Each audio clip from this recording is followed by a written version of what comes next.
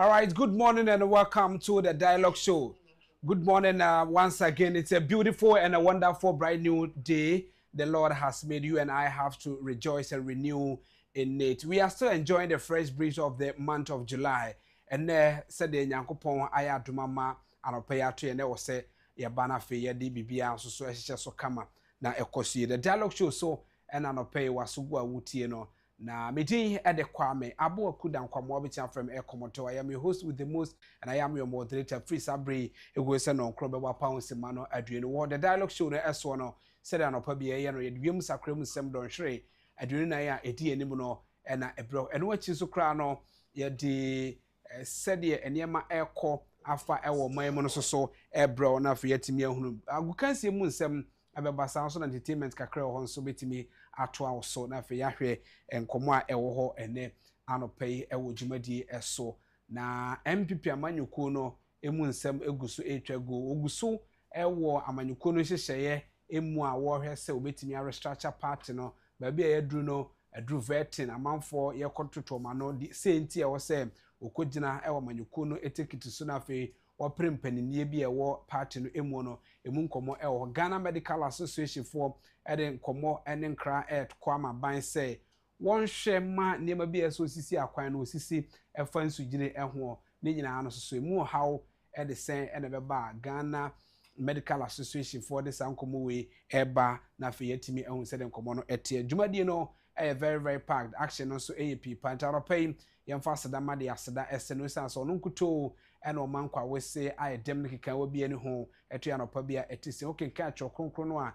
enyankopon kese edi chew e was some 104 osemi nyankopon no ahye han sa atade no watro osum center matam na se duru anwumra mo aduma nyina pie kopo mo no aduane wo nsem wo de momo omotase na me wo mkra na sade chi a omutubutu omato manipa friko munyuma so eno munyuma ho kosisa de be sign asabbi. So it is the will of the Lord say we san pay minumi no nyina ehia we adwumadi eso na afi na obekọ adwuma na wakan ho na afi watimi akọ wo adwum da dan so afa akoma pa eno pepa eye adwuma na nema nyina nkoso yi enei Ghana Black Stars ekọ bibia eye World Cup no omkọ ene nyina no ekọ kọ wiewie say womo afri mu na nkomo no nti ya yete ne se isim se ene Black Stars jesi omma so ekọ ahe ne obi ka chance se okita 3 describe betime anya jesi ne bi ato ni nyina no eye ekwan a ewose yetimi fa so asoman na yetimi hunu kwan a yebe ye niema na time di mpuntu atimi aba wei ene nkomo no bi ahodo a yedidi ede ema ukanse mrante no ba ebedi san nkomo no so ede amma sede ede bia ye no yenko na fe yenko the pledge no emra na by the power bestowed on me as a moderator no ekwa kwaje pledge ade abayeba eba beto dwumadi no so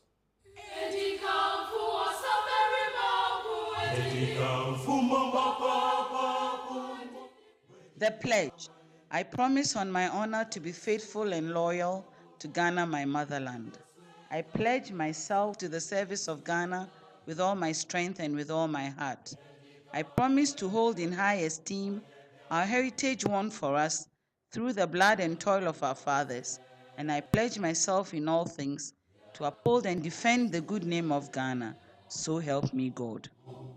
Right, abusu ati say na hyehyede ete for ni de akire se eyedwa so na wo kwa sanse mi waka bi pembra na ekɔ school no eno nti se de oman no hyehyede ete no bo homode se obedi so na ne manyina nkosi sanso so na se ye shop bi na wo a bisa se ne ma okoto ya wa be ton no se de wo ton no na betimi ama Ghana ni atobi timamuni betimi atobi enye mfaso bum na wo pe na timamuni ne betobie no obetimi asan akofa foforo asan ede aba senso say adwumam na wo a bisa wo say sika babi edo akwakoto na eye sika eye oman ne dia no asokwan be na ofa so awokrakura sika oman no ede ahye wonsa no ena me no ekase ya ban na ayi sika 3.5 trillion say yemfa hwe omo a nsuto no enso no toye ma nsu yiri ba ya omo aka adwam na nye sika ketwa na ye kan sa no 3.5 trillion ni edimu 2 trillion ekotototo anwa emonom ne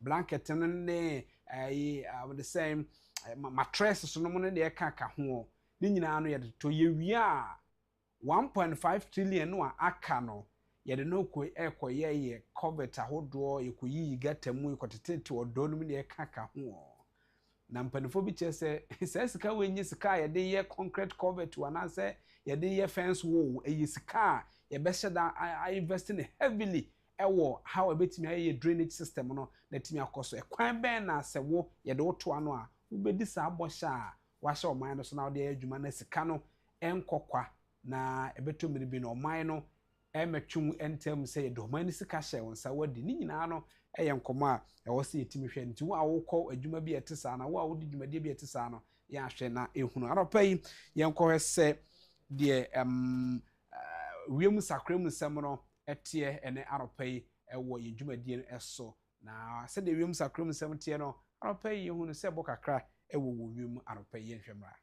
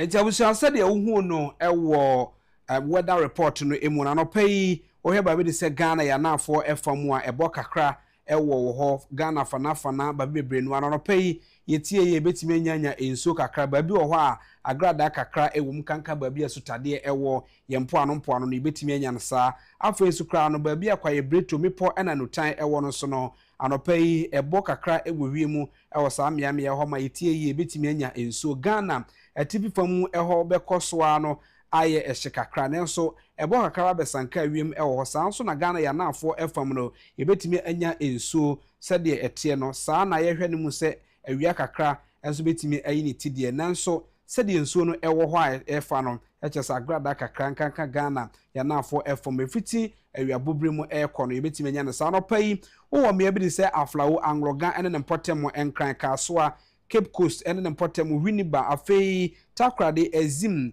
ho kofodua achimoda kumase afei kwawutafo ene ne potem no se betimi anya nsu anopai ejina habobu pen aduanan 40% ene chebe bia etesa afei miaka no ebi wo ho a ede se oboase ene ne potem babi de se takwa ene ne potem se hwebekwae ene potem na kitikrache no ho nso murunkum kakra ejina wiem eno nso gina habobu pen aduesia na mumofa me bi de se atebu afei ejura ena kintampo a wom ho no enso akra ebetimi agugu enso so ewo ha no pai ya ho hye no wosusupro no so no ejina free 24 ekosi 25 degrees Celsius anopai na awia bobrem na awia akra ebe ni tinanso ensumran ewo ho enam so ma emiamia bebrenu abetimi anya ensuo ena ye dwoda o edwoda nsuo ena ye ka ho asem ofo wa de se ejura atebu kitikrache sehwebekwae takwa oboase kumase kwawutafo achimodan akufo-addo ho ezim takra de Cape Coast Winneba kasoa enkran aflawo enangloga no awia bobrem no awia kakra be wonenso yehwe ne mu se ensuo ebetimi ayi ne ti ejina ho mobupen aduanan ekosi na duesia eso 40 to 60% ena chese ensuo no betimi agugu ahohye no ebetimi apagya awia bobrem no afri anopai die no ejina 24 23 ena afri 25 degrees Celsius no eba begina 29 ena akosoro kwa no 33 degrees Celsius anwumremu no na ebo abesanka wiem nanso wugina abi de sekintampo gos so nyane ene ne mpotemu na otie yi a enso betimi agugu eno no ejina ohamobo pen aduasa 30% na chese enso no betimi agugu nemum ya ho hye no eso ebete awia bobrem no aba bejina 24 ena akosro kra no 27 degrees Celsius na chese miamia no bebre ho a anwumre mu no omahoshe no so ebete aba ye ko Ghana etifi FM the northern part no ye gina mia bi de se Yendi Tamale afei Bole Damango Bogatanga na Lelugu wa ena Jirapa ene mpotemo no eyade se ho na no peye bo kakra ewo wiem edi ma wo na omahoshe no ewo 25 ekwesi 27 degrees Celsius awia bobrem no awia akrabe ni ti edi amome no nam se be ma ho hye no apeja anopai die no a ejina 25 kosi 27 degrees Celsius no eba begina 33 ena akosro kra na 35 degrees Celsius anwumre no ena omanfo ewo Jirapatie ye ombetimi anya nsuo ejina hamobu pen aduanan 40% na chese nsuo betimi agugu ho na afi mia aka no de ebo abesanka wi me no nam se be ma ho hye no so ate abegina 28 and 29 degrees Celsius ewo atifi FM epono so eya basabasa kakra edema afarefo nti omo mani mrese krodom na fe omo mpenam na kakra enso entimi emra na enema nyina so entimi enkoso yi sei na ewiem sakrem sam no don hwedu na yede enim no ebe afa no makwan ama agukansi mrantie no so atimi aba na fe yaba aba behwese de enema eko the word of so na sante ebo a ayakrado ebeba in a minute yen join na sante ebo and efe yen hwe the tidbit around the World Cup we are seeing na ekuru akansie no ayebon run of 16 no emuhefo na atete ato info na gina na so go kin charge te sen afe yenya ntie se some countries ni bo ha obo coach so ma resign Ghana coach se nya de obeto adwumadi no so bi mede na asie ni nyina no na sante ebo a edebeba in a minute yen join no for the world of sports.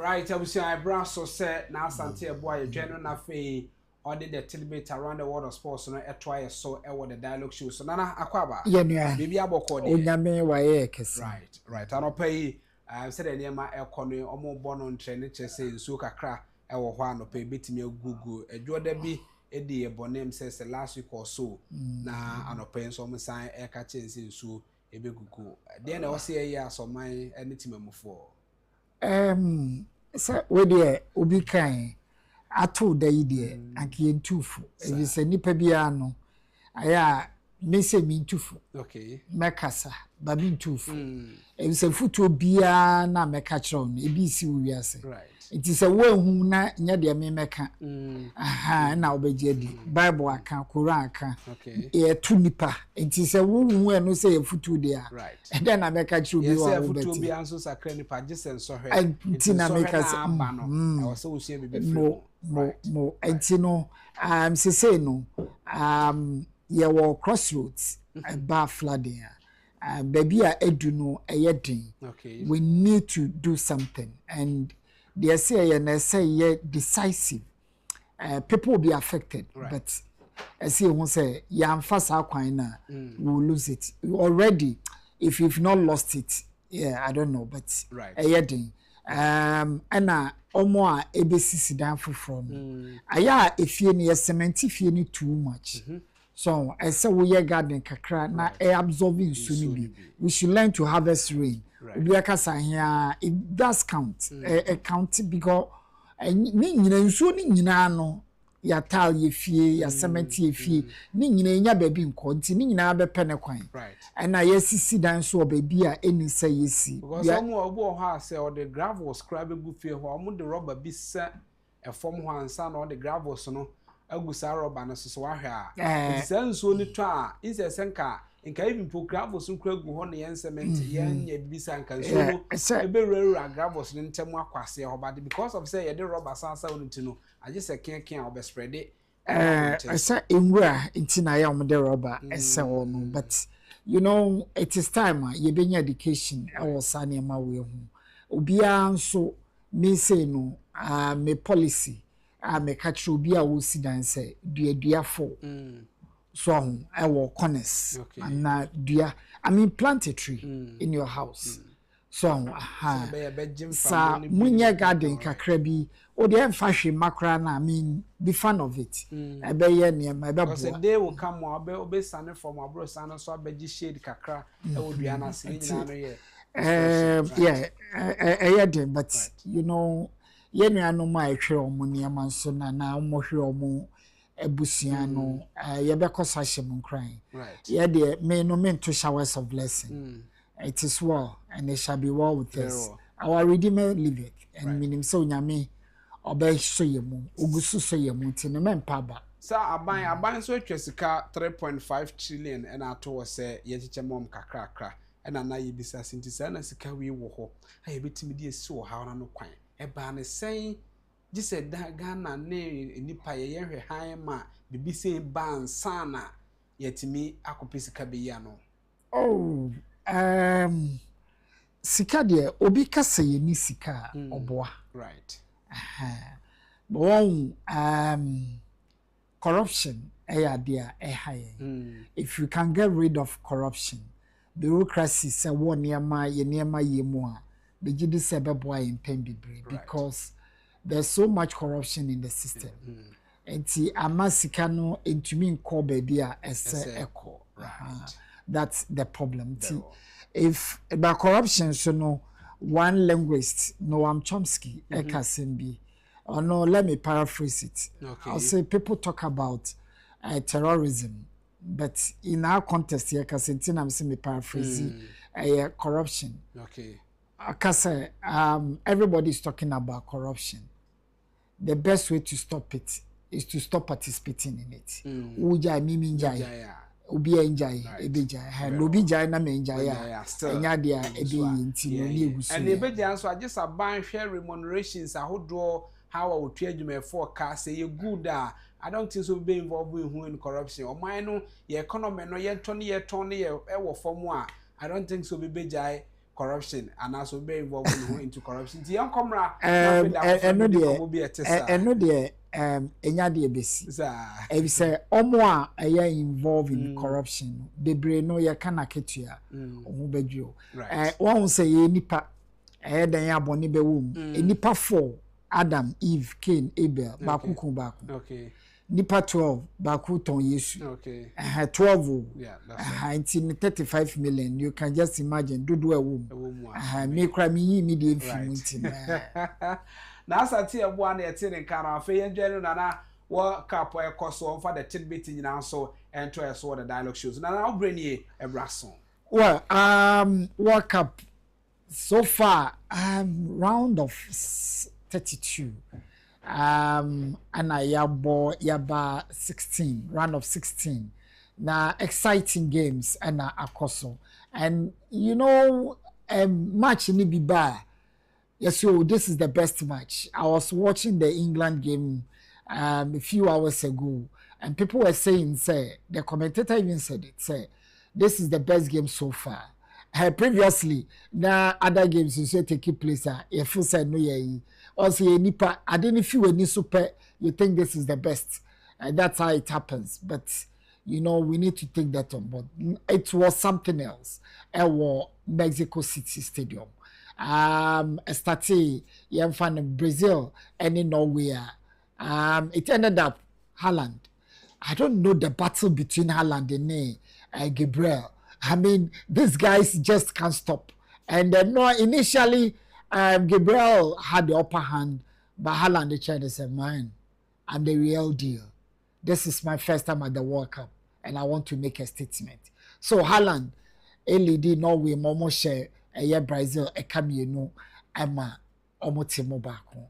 And Neymar, share penalty in the dying numbers of the game, Edema, Brazil. The question is, Angelotti, a coach who have seen everything, or the name already we had a problem. Who change Casemiro, or the Fabiano and Eba 34 to 33. Say, that was something. But anyway, that's football for you. So after then, a lot of things happened. The game was even delayed for some hours, and Sana game no a kick starts. That was Mexico versus England. Now trust me, if you want to see something resilient character, we saw it yesterday. England has beaten something. Everybody will be proud of that team. And to say England, we need 3-2. Jude Bellingham with 2 goals. Of course, the man of the match on one Enya. It's say Norway, any Brazil, any England, any Beshia in the quarter finals. The game just keep coming. Big games, of course. And to say Germany gone. Brazil off. Some of the winners, England, Argentina, Spain, they are still in there. Yeah, sure say Argentina and Argentina ne Egypt Ebesia. That's another match that will come up. Portugal and Spain and Subisia and USA, Belgium. Controversy there. A year Donald Trump calling a year FIFA President Infantino about Balogun, a year record. That was something, but you know, record in the Bible. I mean, commentary was that it was controversial. He shouldn't have had the record. So it was hanging. And I think FIFA should have made that decision earlier than Omobe said Donald Trump. Ebefre added something to it. So people are asking. Then once a record and so you be anything. And also you bet overturn it and well, that's football for you. In this world, politics is everywhere. Even in your homes, you have some politics out there. So England, we need 3-2. Brazil, Elusut 1-2 Norway. Matches are Eba and Portugal and Spain. Later, that's early in the morning of Tuesday. USA and Belgium. Then Argentina, Egypt, Switzerland, Colombia. That will make it for the round of 16. Now you move to the quarter-final stage. Two Morocco versus France. Can't wait for this one. Morocco versus France. Now, Morocco journey has been something. Also, our team is made up of people or players. Omo yawu Bebreno, ya will be no France, ya will be your Belgium, ya will be your Holland, one Holland abo, one yes, one Canada or Shen goalkeeper. Odama Morocco no, ya wono Canada. He is playing for Morocco. That's it. So the other pairing Norway versus England. Can't wait for this one. I mean, most of the Norwegian players, you know, is your makai England. So just can't wait for how Haaland, one of the top scorers of the season, against the leading goal king Bundesliga and no our screen soon. So that's it. We've had 92 games, 269 goals, attendance 6.1 million, 65,000 per game on average. So the top scorers: Leo Messi 7, Haaland 7, Mbappe 7, 7. ASX I'm sure Sen can really meanings into it. So that's it for you. Tisa Blaster coach will resign. I will wait for confirmation from Ghana Football Association. Osaberima, the adventures of Osaberima, Hiakwaba. Bibian Sisanyu, Osaberima, Ocean track record, our World Cup, the same thing. And nothing changes here. We just have to do. But well, the statement to issue, you know, assembly all can say football. If you want to do well, it has to start from off the pitch. I've been saying this over and over again, that build from the foundation. The deeper the fortress, or the deeper the foundation, the stronger the fortress. If you build a strong youth system, if you build a strong football administration, I'm telling you, we have a lot of talent. Here boys here, boys here, mobile. Let me tell you this. Most of them, if we do well in our league, most of them will not be playing for the national team. It's just that they are lucky to be playing outside. Yes. Imagine Benjamin Asari also having the opportunity to play out there. Oshan kind of performance by saying, we have a lot of talent here. Let's build on that talent and it will be well with us. On that note, there was drama at a UK Grand Prix, but Ninyina no, Nyame Adoma enyumre inside 90 minutes, yedi Ninyina edebe bros. On that note, yedi beja wahanum. If you say a prayer, say one for Egypt. Now, you say Africa, you bet you may progress with 2 teams into the quarterfinal. That will be the first time. And Morocco had made history.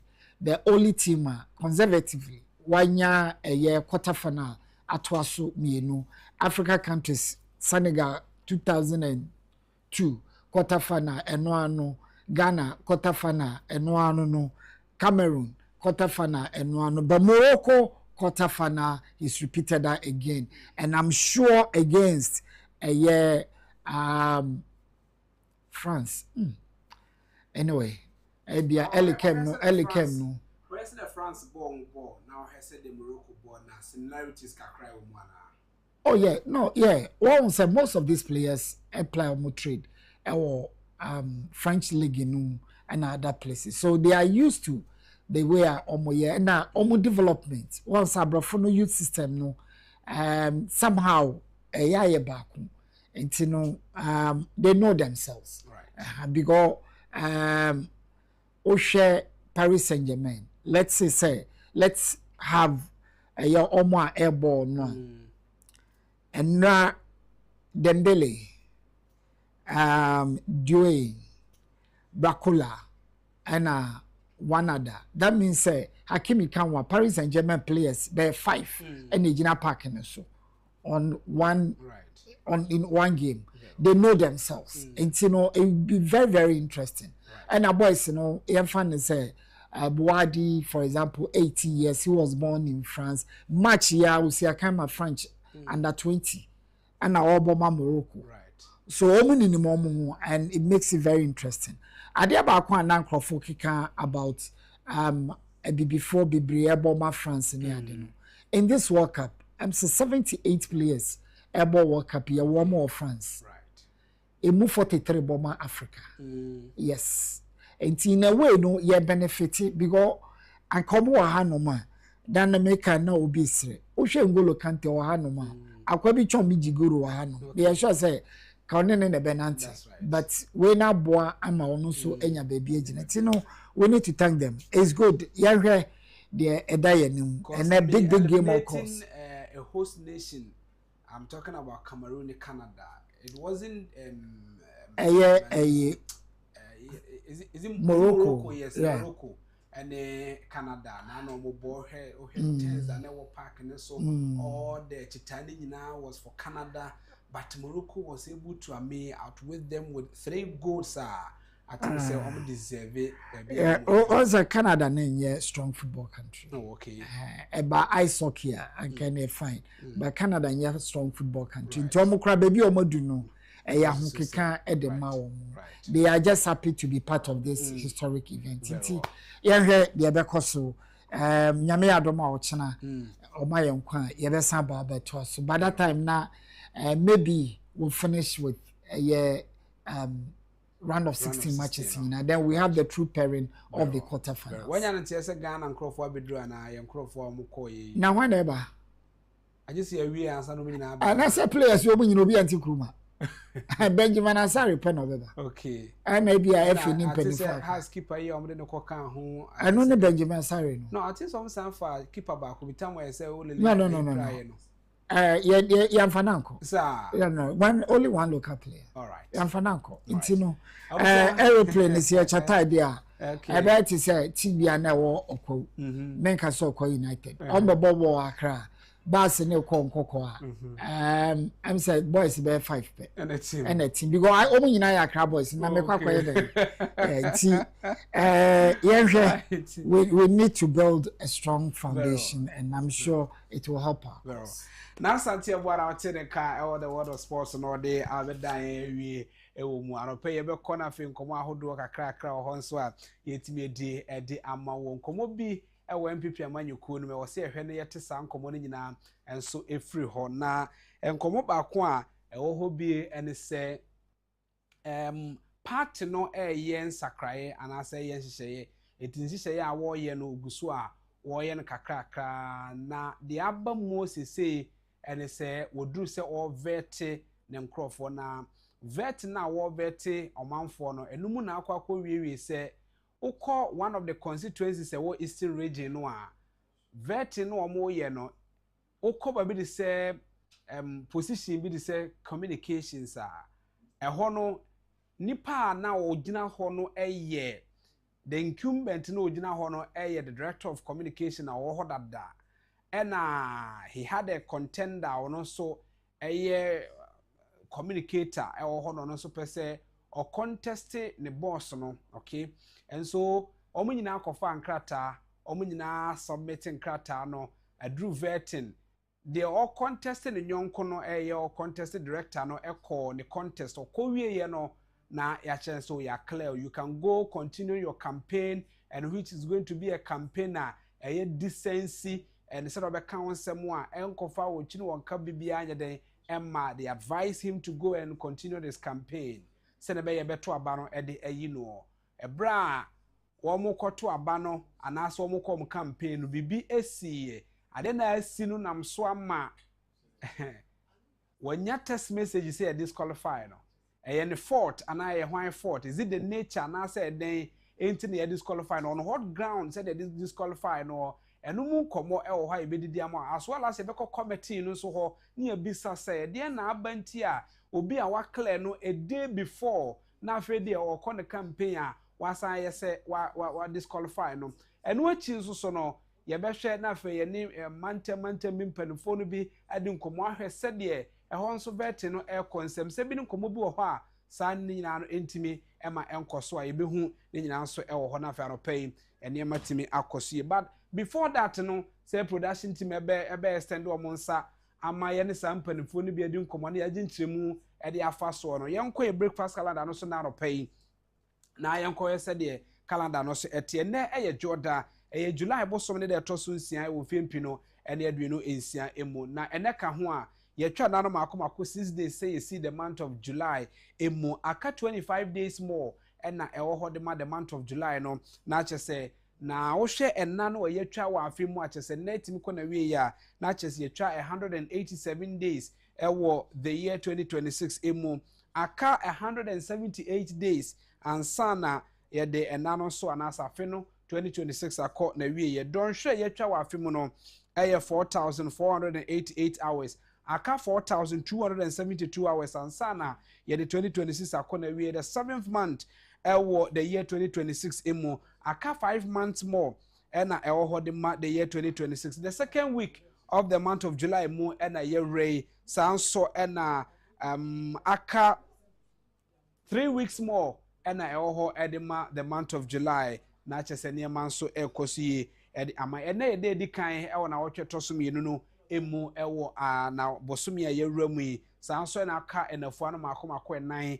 ansana na wotwe tosum yenu no so atimi akona wie se hemu eno nkuntabom se ne se wudi wa woda ma yen wo hye happy glorious birthday e wo se den hye yen so etie ene anope yen kai Honorable James Apietu Ankra. Honorable James Apietu Ankra, a former MP e wo Lower West Achim 2005 to 2009 and obedi mrashebedwa akonwa no ye wo no 6 July 1948 and when you 78 years it is a ne wudu awoda ono opani bi etise ena edi awoda no ene whereas say awoda die no ebi ekoso one of the notable ones bi a ewo mu me ankasa me brother me brother from a different mother of course at the time when I nyina ye som e was St Monica Catholic Church na ene we police ni na ohwe how are you relating the way and then time so kwa na yenso so meye central for na ye me di dwumadi ye te say you know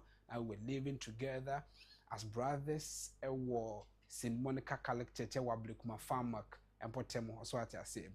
He is Adanse Bona Thomas Kwame Adanse Bona.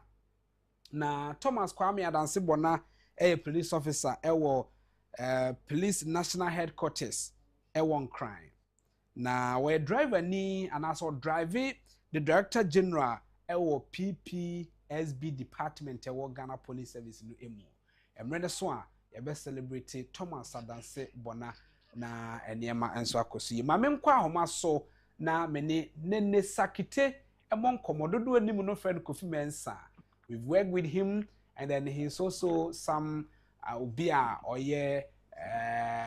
affable person at least said or tear the commodine in BBA no yena ye adwuma ewo one radio station before and sana or progress or be pressa the communication at once.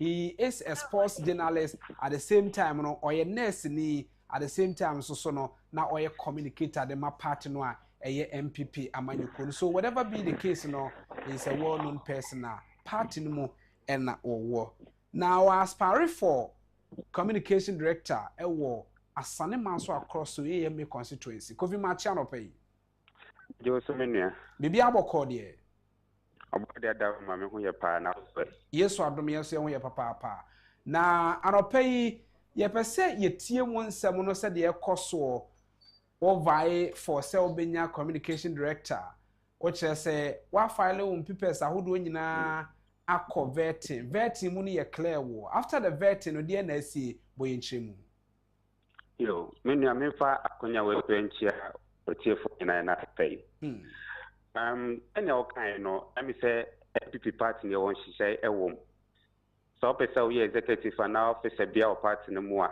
right o 4-year mandate a what be serve party no 4 year ni do a na pay ya sanso e bia konya for the ato o pepa se o pesa osum party na ya wo chan be do how be faso be take form o be file nomination o be convert no be ko balloting o ya na say election day le do yango point na delegate enya ehemu mu a na format to aba no aba be some party no right in 2026 and the party the guidelines by the embraso e wa pepa so some party no e be bia kwenya from polling station electoral area constituency region at the national na oba sene across constituency ye dikai polling station election the wie ye electoral area elections the wie it impempe be ye do a constituency na me a former youth organizer polling station youth organizer okay and this time around no the way me who na me who say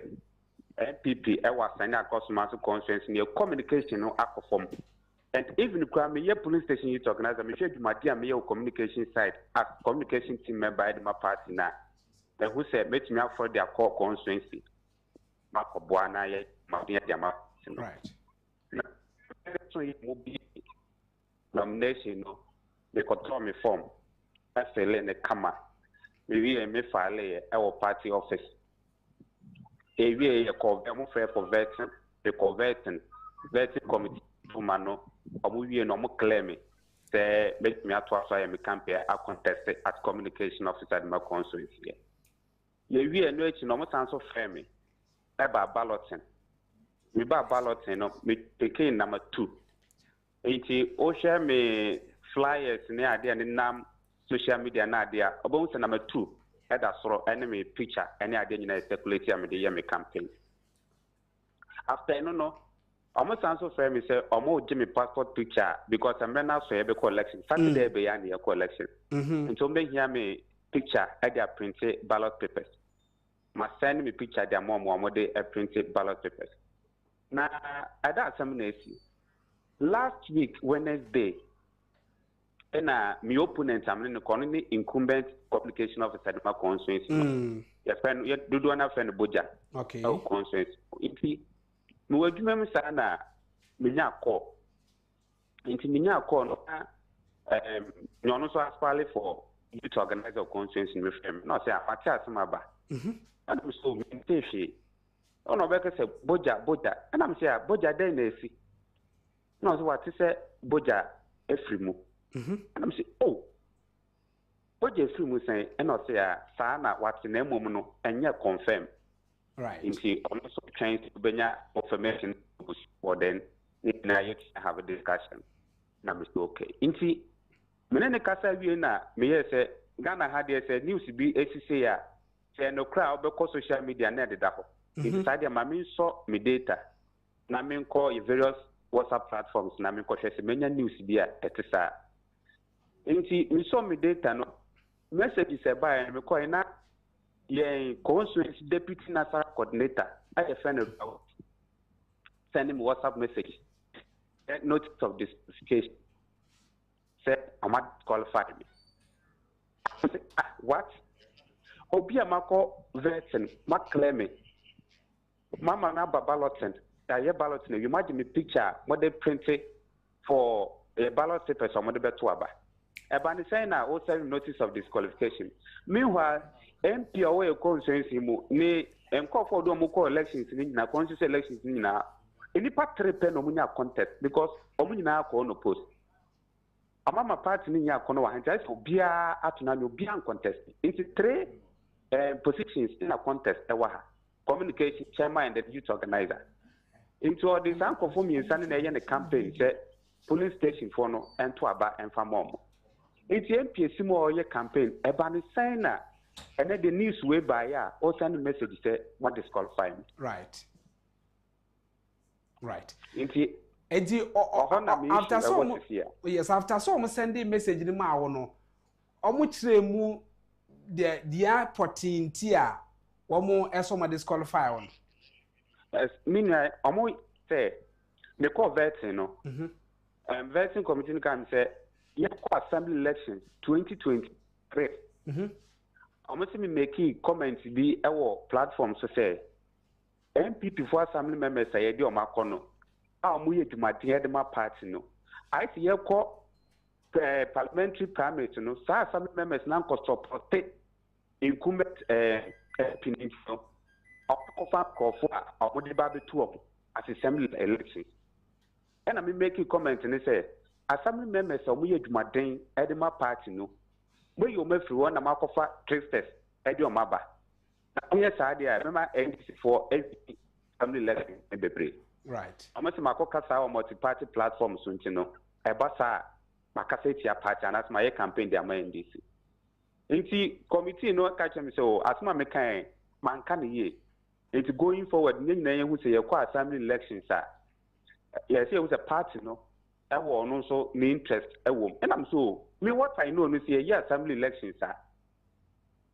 non-partisan for party colors and fanco name no the man some more preferred candidates do how many United Transit say oh electoral area way as much when you didn't call or young people in United support of which I'm one yet to my knowledge in the minimum say non-partisan into electoral area or no show beer now who didn't was for bit me madam electoral area no any United support I want to ask Marco Cano Marco Castia MPP I need to going forward and I must say CBM right it's a main part committee natural say send Kayana Caso say be a Cosana and Diamia sorry and I'm going to Namu claim issue almost on original this call very well and after so patch or hon almost clear ususu said DNT na sa asem na wapa ho cha mo de ache wa clear wo no o ma san ko fa be gina on that the same ground so e the person disqualify na o de disqualify wo mini an ten say o mu hu ni say one ye ko parliamentary primaries no man support incumbent MP okay two ye ko presidential primaries no MP no support by the champion right chairman support Dr. Baumia. Okay. And na me support Kencity Agyapong. Na me ye Kencity Agyapong, the operations director of constituency. Okay. Nti adwuma ye wa ha nyina ye. Kencity adwuma me na na esi misere so me ye eduma Kencity Agyapong. So they think say yeah, obi am ni call election now ye MP ni favorite no efrim. So automatically no me call unopposed.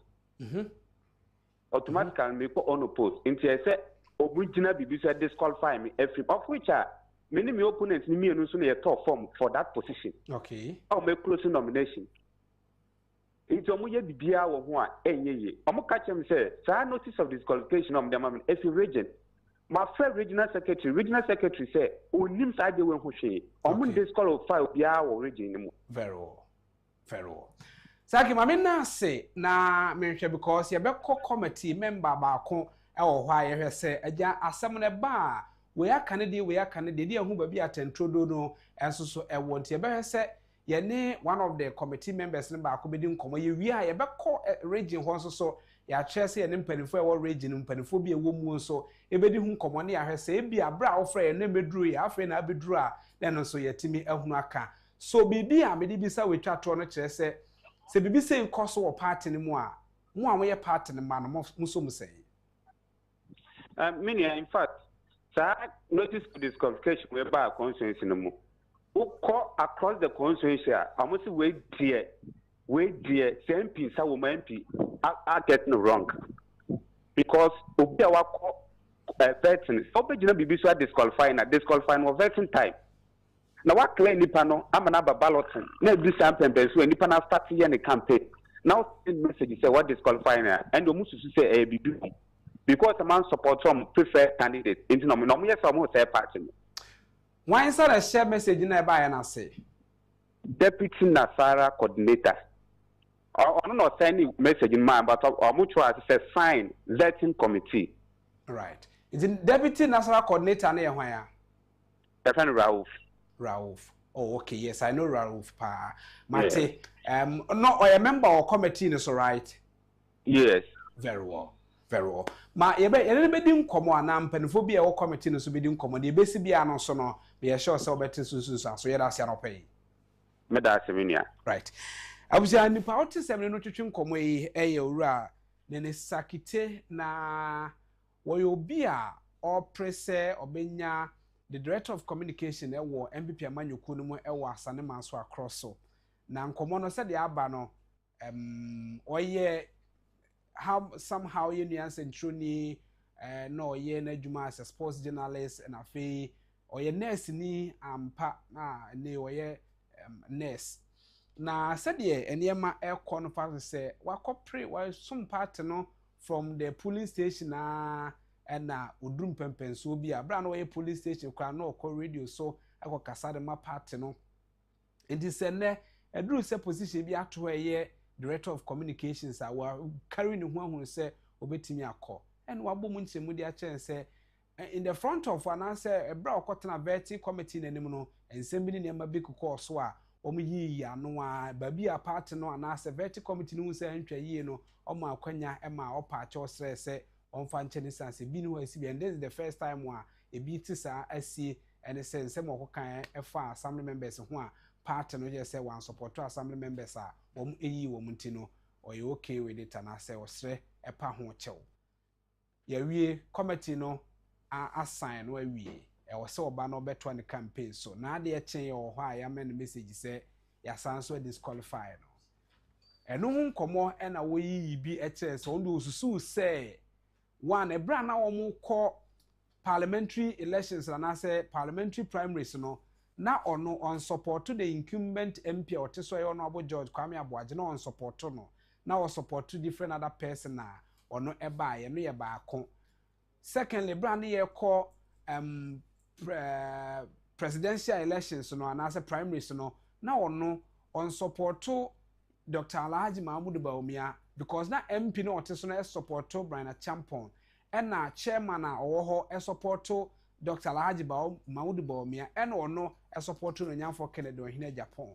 And so Muzuzu says so far as one support to and they were really na say ye pre-party be position be to say na so ba be pre no and also can be say be you edo afri ho. Se nipa mienu and na age na fortunately or unfortunately for him no the only contest which is the incumbent communicator na ugina so say or ye director of communication no eja obi mfa sa ma ade anka ono si gina ho be campaign akwa anko obi ensi kwan but yankopon aton sa frɛ no or the verge say ono se wakono ne veti awie say be on so gusu ye ne campaign no and na wato na nanu mo nsia do enne wada ne benkum so ntina say ontimi nko whether it hook or crook part na hye mu na wo se do bi be sha nan na oni we nipa no ekọ anase so far as o me nipa mienu na abato no ye just Saturday ntino ye masa nipa no nko akwan na onko onopose eno so hu nkomo abandi say see ya ye disqualifying it means say as ne man so across so communication omunya bi ana omunya director of communication whoever and best fear head say yenye communication or radio so yenkasama part no why so obi ya part ne ba no wa unity obi ankasa sa de ni nsi asi so what will be the supporter say nipa no enya ebegira mu no wotimi eye because abato de say no tie chen say elections wahun the freedom of association e wo man mu it is a more party no na some susu say when you dey kwa make a communication to the party members say when you dey nyina dey ko obi an support no whether it hook or crook and now when you like it or not no also support we did there be mo bie so obi an kofa ne nkrata mo bie so obi abetimi support obi a ope enti say ye di nkonimu a wo side di nkonimu a be ka me ho ye nka mom me side di nkonimu a be ka me ho ye nka mom we did there be it is the side ani nkonim na still oda so party nim say na edu so mutu omudi so ade ntina monka say ne wa wan support to Canada Agyapong na wa support to Canada Agyapong ye new deals say sa ade no so ba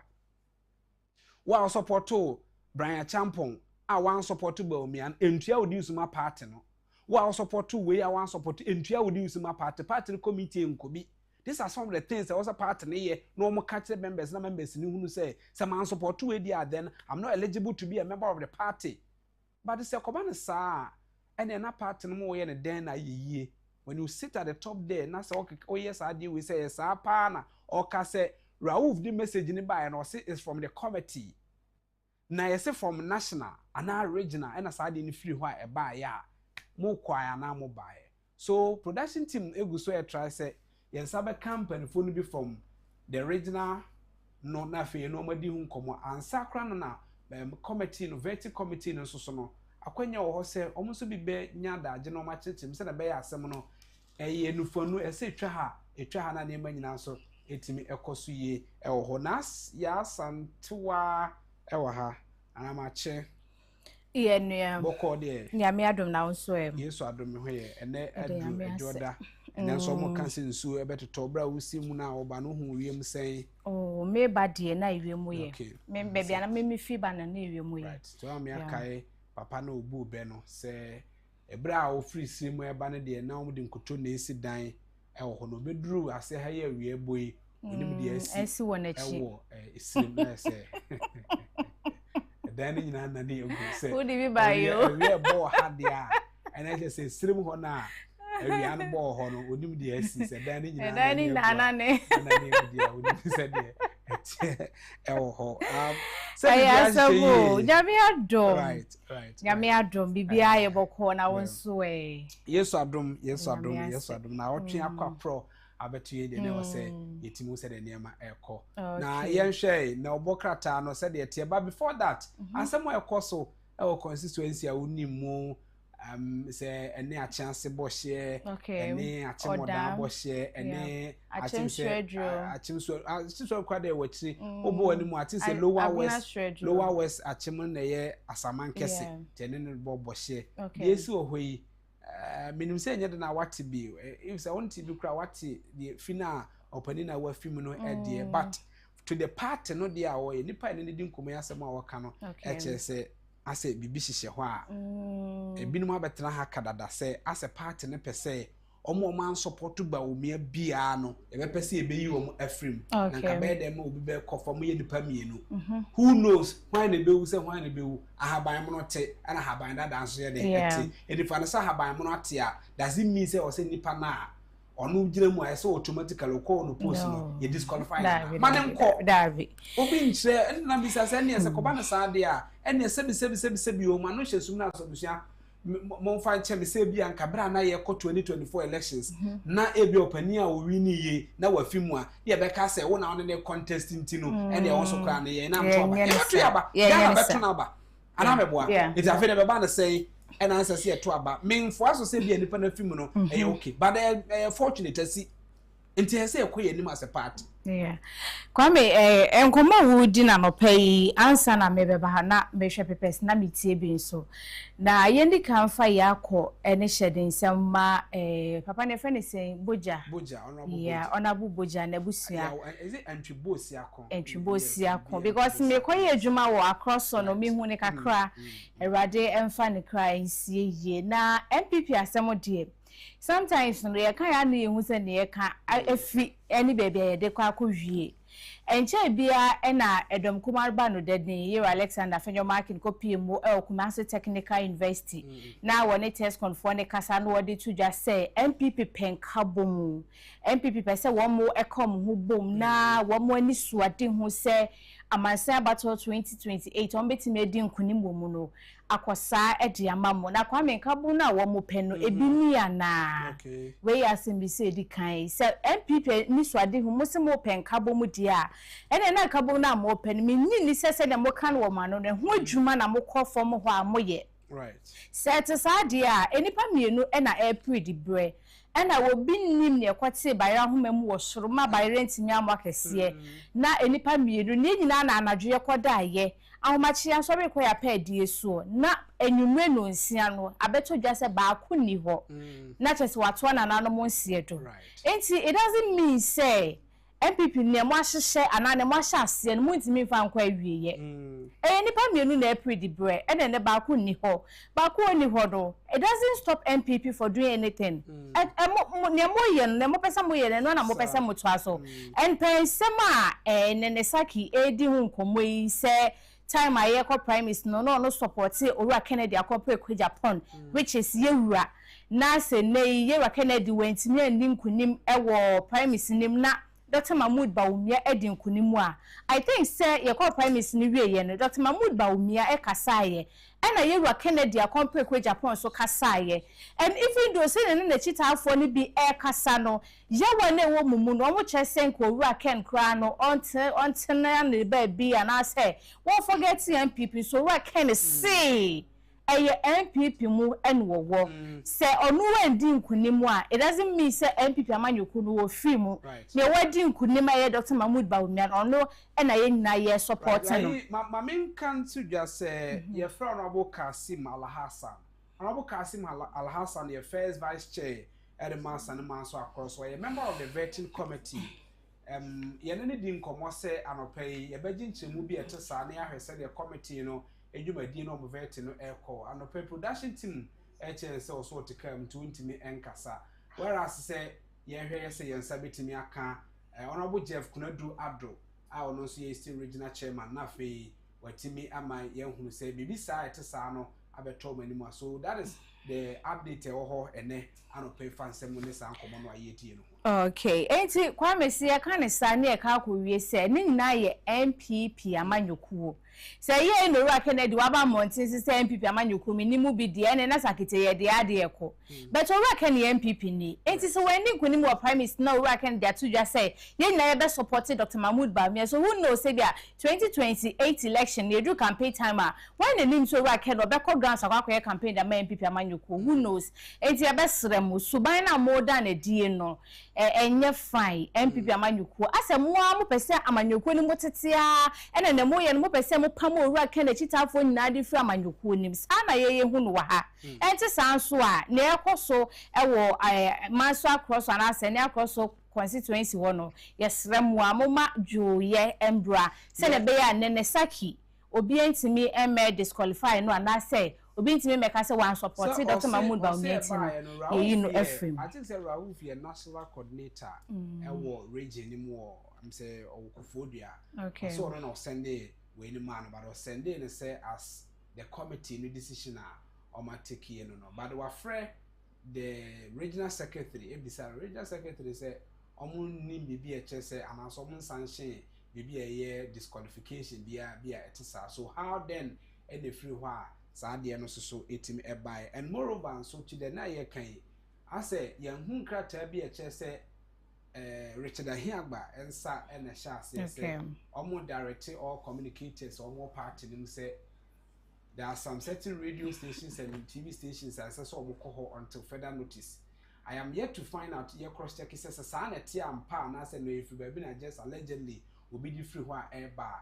The near who said them community to be over through in the Paracasa own to Minkasa because we are in Edin Como. Yes, so to care more, we cannot admit to say, and a bit of traces, but what you are saying is very authentic. I didn't hear said a bay a bema semono abano. That doesn't mean which me from so me to come, but they manage it. And he drew baby a toquant. And I said, they all drive, you commit me a packy baby. Now, yeah, a moon, what dear man.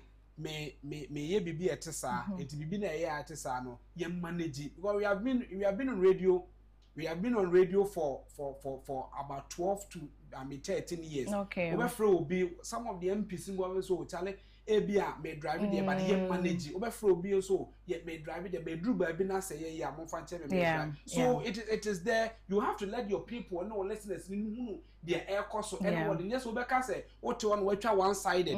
That is how, yeah, Michelle Radio, you must say, and then Obi frame me. And family kojina baby enum say ebia makasem say maybe one it hasn't happened for 2024 and I'm starting 2014 and I'm starting attachment and since then I've been in radio up to now the AC no man phone who say this is the situation yes obi be na aka say your friend guy no wow man pani hunu the SC one friend pan this one the nipa so unche mu a wode be ma yes so I say and so nya ne and I be radio adwuma what friend na wakasi ya kyerɛ no ma ɔmanfo nu say what friend nipa why stand wo hands to nipa no say asɛm say na free committee na ba committee no decision wo take ye enie yate enkomo e wo mu nie also obi a say ni na oka on person be kasa fa ho yes let your people know say nipa no so person be kasa fa ho then you leave it anya so be kasa what ya na oye one sided story and I don't want to do that. That is the reason why Honorable Judge I have been my year juma my Honorable Judge Kwame Abuaji nipa ne bo bo ni say omususu say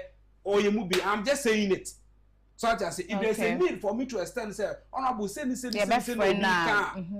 about be no that's all. Okay. It is not about so we better na say we be obey one sided story say nipa ne nim nti ne ya friend. Ye nim no ya stand your hand to say Saturday let me tell you for a friend Saturday and I'm afraid Honorable Kasim and I'm really di hu komo say ye pese ye retrospective of vetting no why because I have this in mind to say saying the nipa no aka no so my entremu bi as a member of the vetting committee and it doesn't end there me frɛ ye call national e call frɛ director of research e bisa no say o ma ti bibi etesa and o se there bi o mo ti bibi etesa yes if I get a member of the committee now he or she can give me vividly evidence and explanation about it no that's the reason why we called on Honorable Kasim. I am supposed to tell you what went on and I said the call chira and they be hun komo it is no ensesa me ya na so say and one thing say nene saki so obi a wo call one constituency which is AMA constituency we MPP ni ba mapa right. Wedi MPP echi so many years campaign draw enso to ewia abo ehumutu na nasaki edi echire TV ni radio so kase nyina wo ye bi papa etene se di baba na so kwa opportunity a wotime meka say ebi a wokodi owura Kennedy akompre kwa Agyapong echi na kwa me se ka ne sample say Dr. Mahmood Bawumia na edi nkunyim right ana ne nasaki kodi owura Kennedy akompre kwa Agyapong echi ana mrahye bedwane onu gina the mad shomwo AMA constituency nukodi Dr. Brian Champion echi intendenti me ka so no so yi na asiwo so no nkopre ayibia omo de ni no so parliamentary for de ni no so and one fa say nipa no e call for elections one support no na say we win a how then do you communicate about the person okay so I say omo no hwa sa na is okay one support nipa no then one na obekwa akoka no, ne hu komodie de bedo so because Dr. Mahmood Bawumia Ghana ha obi anim right ana eye MPP amanyoku onim enya amanyoku fufuro eye MPP amanyoku onim it is enene saki kodi owura Kennedy akompre kwa Agyapong echi na so owura Kennedy me andi nkunim na eye MPP amanyoku ena edi nkunim adenti no ntimi mo Dr. Mahmood Bawumia ho komonche MPP for and Ghana for moment to aban for man when your reason ti amobegina so abeka so enene saki on qualify and as mobe disqualify it doesn't sound so well so say on ebra omo eko assembly elections no omo pedi ono no ka no say yes so ko make comment bia say assembly elections no na omo wo favorite bi on pese omo de omo eko okay and ebi nso an support I think said the MP also na so omo amadwen say omo de nkrofo bi beba na sa nkrofo na be I think say bibi sa ho nti sa no no nka say omo ye adwumade as assembly members omo ye adwumade e ma omo eba ya na say omo nya power no mo de nkrofo bi baba be also yisu brofo bi omo sa nkrofo ne baba be yi omo e de afi ho a they say ntwa yi e say sa asem no kan no nti na so kan sa koda se wanka ni yes o make statement bi say ene na esen ka moma ye bi hu say these are some of them crofo onum say assembly election nye partisan it is a mine partisan they are fine yes obi ehun say nye partisan but at least within the munenum so we MPP ni na ka be dem ma Johnson Asiedun Ketia any NDC for because so assembly election ye no about 60-something% there ye NDC for yes I can't remember when they went for side election on be kai it is fine asie no elections are yakwa partisan fine etima unu ebia mo be communicate bia nipa sumasi a ogina mpesua we so no at least a member of the party enti ya support no we a member of the party ya support no ba mo anya no sa you left it open and obi am making so nipa we waye adwumade e ba na se na odo obi ba betu no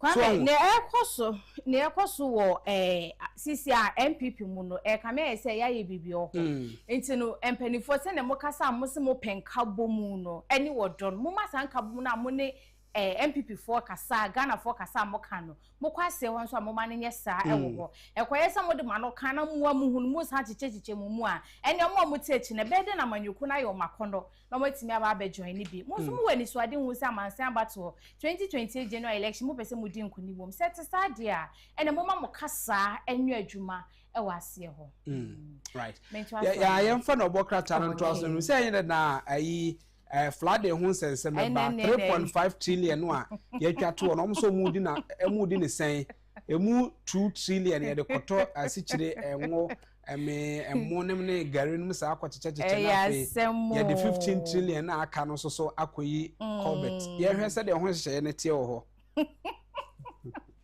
Ewusia atena se ne eyejuada ye hye na watch for frase de asida we mpomasi edo e ba trade ampo basayi adom be trebuo nyankopon na so aye adom ne humobro ya sorry afien ketem paso anope yatena se e wo dialogue na 2 TV jumadi sumraso de bokata hodo amesaka ne anim no me de ba betutudwa e de ama na anope yi me hyase dia na me de the Ghanaian Times e na e hyase e de ama o kratafa etoso du miensa na ababetudwa e wo kratafa etoso du miensa na mamenko ho na mimmo mu amane ankasa na munim se ene na watch pepepe ena Ghana esubrane etoye na anopa by this time de na omai konko Ghana na adihye ni bi ensu gujem adihye ni bi ekasa ebi nsu esu ejapade ahodo asai edan ahodo adwureguo enimu nipa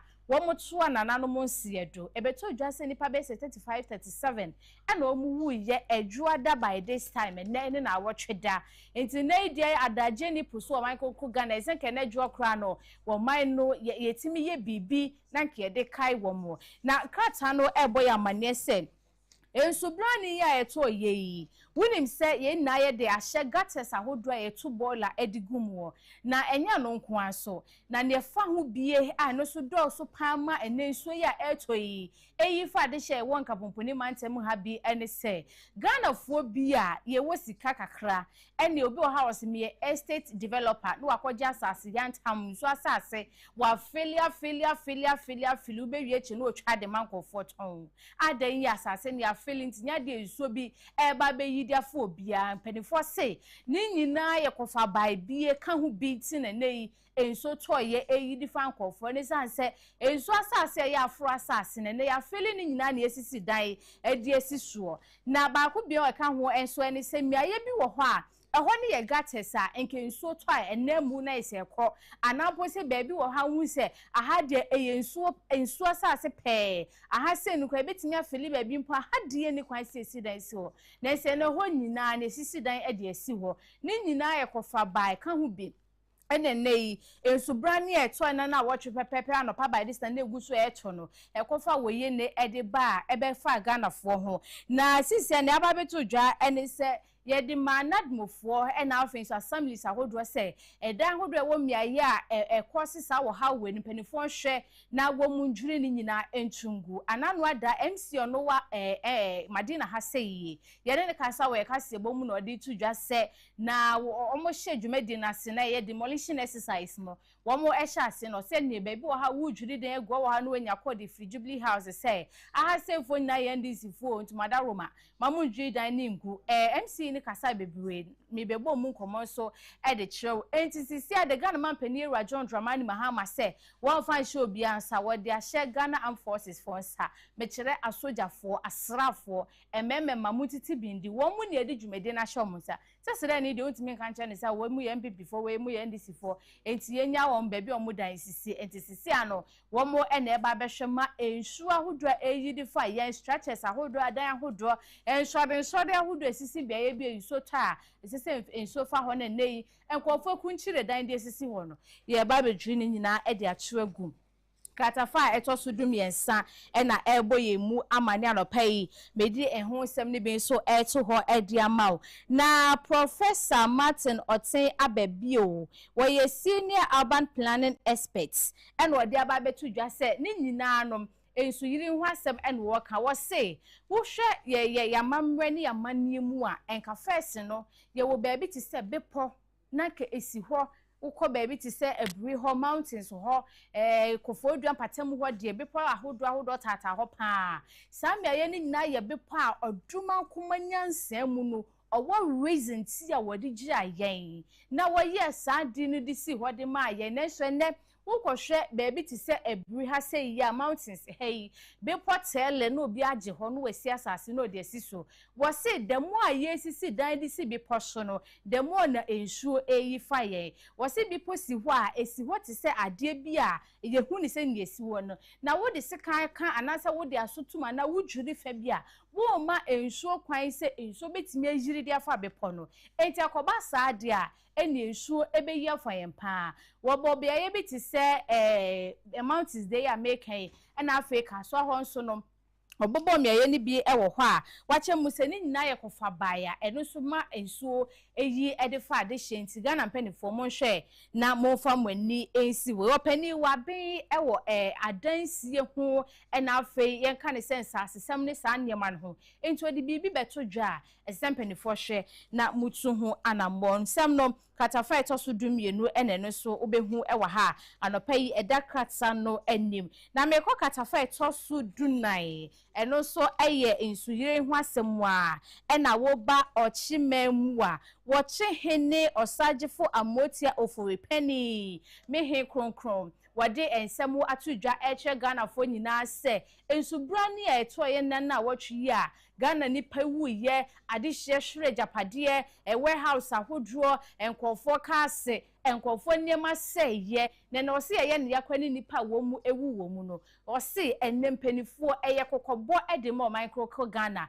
esese mpanifo ye ma ye ni eda ho na ye hu se sade na esi ni nyina no ye wo ne promesi bre ye wo bibi ebetimi aye na ede sisa ne ma ni nyina anokwan wakasa ye ewo da na eye memenda na wo mu edi 2026 chebi ohum afahye no na ochehene osagefo amotelfo ipani ye hon konkro edi ensem we nyina etudwa no pekatsa no eboye mu amane intanope the Ghana Times ni nsem bia wode eba ye no na mabomu amane ede achiro meto ansam ne so edi amaudia na meto so edwa kwakratsa fa etoso ensia ewo the Chronicle enim na Ghana mampani Era John Dramani Mahama ne initiative fofra waye na wode ba bebo apomuden ho ban eba besi apomuden sechiban ebebo ho ban na chese ebetato yie pano eye Mahama case ya mampani edi betudwai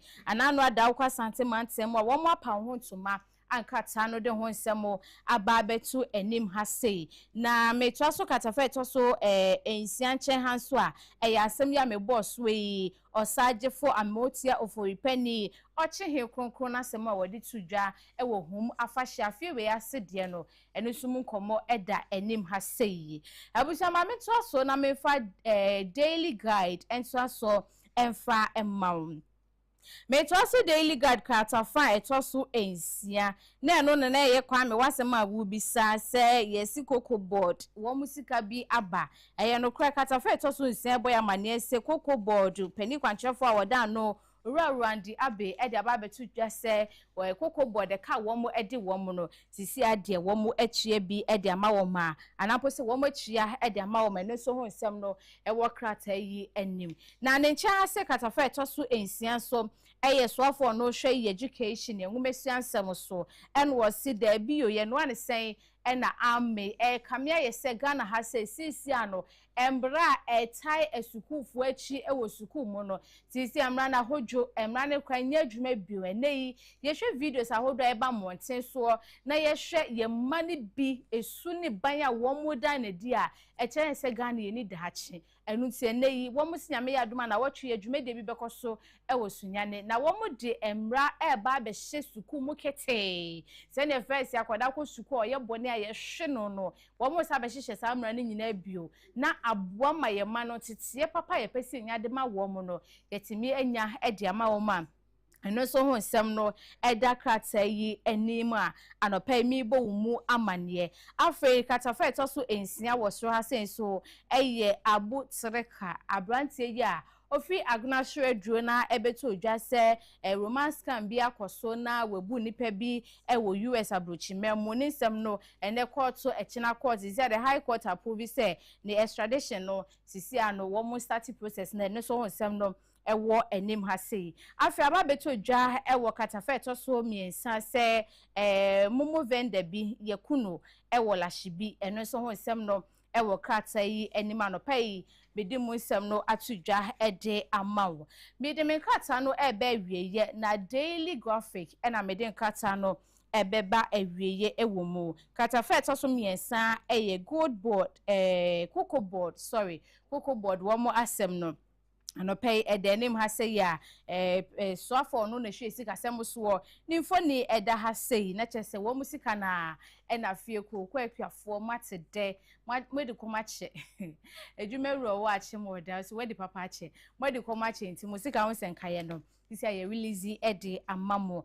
na afen so katafa etoso miensa wo so asen so eye flooding ya ekoso a Ghana mampani era John Dramani Mahama sisi the Ghana Armed Forces womo ena womo eba beye demolition exercise metwe mi aya hodo bi aye nso asase mi aya hodo bi asisi dan structures ahodo de asisi a emma kwan no ye ba behwe na yetimi adwiri ni nyina ede atuwaguo eno so ho nsem katafa etoso dum yensan na asem yi ewo Africa katafa etoso dum yensan che ha sen so eye 42nd National Farmers Day yese yapa ho ntoma eno so no ewo krata yi emu na enche bia Farmers Day no ebekoso we eye ne etoso 42 nti ebekoso nyame ya aduma date no eye December 4th na ese 2026 ya ebesi Friday ebekoso ewo sunya ne bono region eno ene nsema mpanifo ede ababetu dwa ede yi akuafo nyina asutira anopemen kratsa amede ba ahasei no I think this is it this month or last week? I don't know. Last week. Yes. No, it is on the 1st July. No, Brana yebo empire no, and I'm pass antoma no.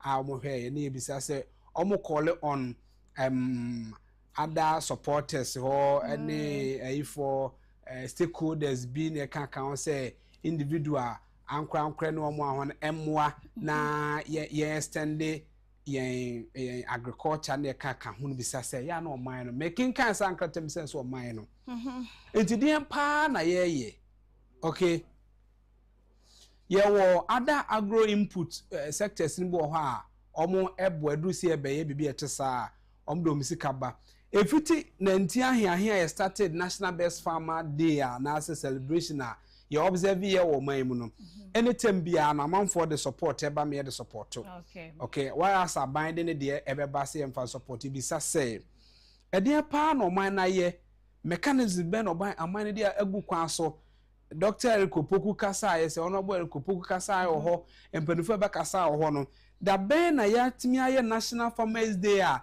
yetimi akase de alanche ade we sa ade we ye bukui e na ya agriculture yetimi have finished products to eat say ya ye the whole afini nyina no oman no timi e produce e bia mankani ayaye ne to enti no na oman no nyina no yes ye make sa ade ne say yetimi de aye ade we ntinu Ghana obi anso mse na be ye begina anase yetimi aye bibi de say oman no nyina timi kanku no ye dua de we ana product we ye dua no yetimi de aye bibi de say bia body a de aye sam enti no na ye lunch ne say ye Farmers Day no bibi say ni ho de bia kire sam na kuafo aso mu nuane aba na fe yakoto ebo odisi ye obeba se na aduane a ye beso ama no ho no enye aduane ketwa regional minister obeba ho no aduane e beso ama no enye aduane ketwa obi timi kotu banche na se eda ho a enipa be 9 na betimi apagya banche ne de CDC kam no de ko MC kam no de ko regional minister kam no de ko so wala akwa be betimi de mponche ne nwa nyina eba omo ye livestock no omo de be bade pa na ebenya mfiri enti support na wo kan wa hase no so de kenkan ho no so wo kan okay see the minister edge corporate organization financial institution develop partners and the media to support the celebration through sponsorship and strategic sponsorship and strategic den tiam bisa say omo so no a omo yes sponsorship strategic one just because of say agric minister na aba omo seek sponsors intimu misa questions mu misa hwe and answer mama question be no bisa because we bisa sim tie bi agric minister every so ba has sponsor dey pa na ye finish product a mo dey come agro culture no ho ntia mo ba say ye mo am na mo ntimi nye because also ntimi nya systematic kwan a mechanized farming ye bi o man e bi nye the best agriculture farmer dey kwa na de man support be na de man edu si ye che fertilizer obi o ye livestock ni am fertilizer ni bi ye che hibara obi ono no eye koko ni am no hibara ukozesa hibara gu koko e koko na ayi kwa nwo ohwem kwa nwo tai ni ma ne pai ukozesa hibara egu yo ko hwe koko egu hibara ohwem kwa be wo tai ni kwa ma na pai koko fu e dey pa na ye etika na me kai e bi yetimi aye finished product bi so be okay menken ye bi o man mu no yetimi de menken na ye biscuit na okwa etikada patuko hu say ye export ye say this is the end nti ma menka bi nto asoma wo de say na oru aka na ebonto na wo ka say ye betimi de bro aye nema bebre nti enka ebia agriculture day na say Farmers Day no enke ye ntimi mfa ebro nya bibi okay enya egbegbe mi ye de ebro ye enye eyo ye de ebro ye ena enye koko enye banku enye yo ebi etimi de bro na ye ade bi otimi say ade we de e bro e drive from abro mu ena e de it is a particular day na ye celebrate farmers no sa de ne de lanche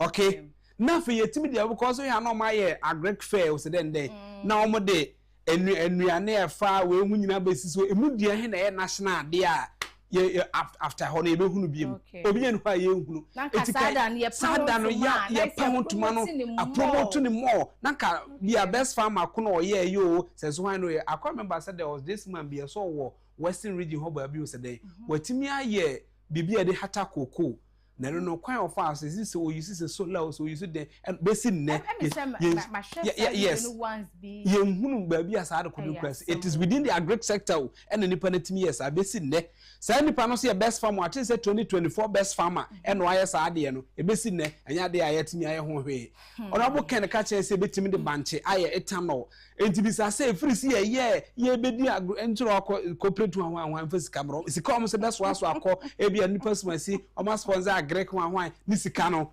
yetimi nya de papa bia fasika no enye o man na de bia afi bia bosomi bia ye gino ho so ne ye gyemoa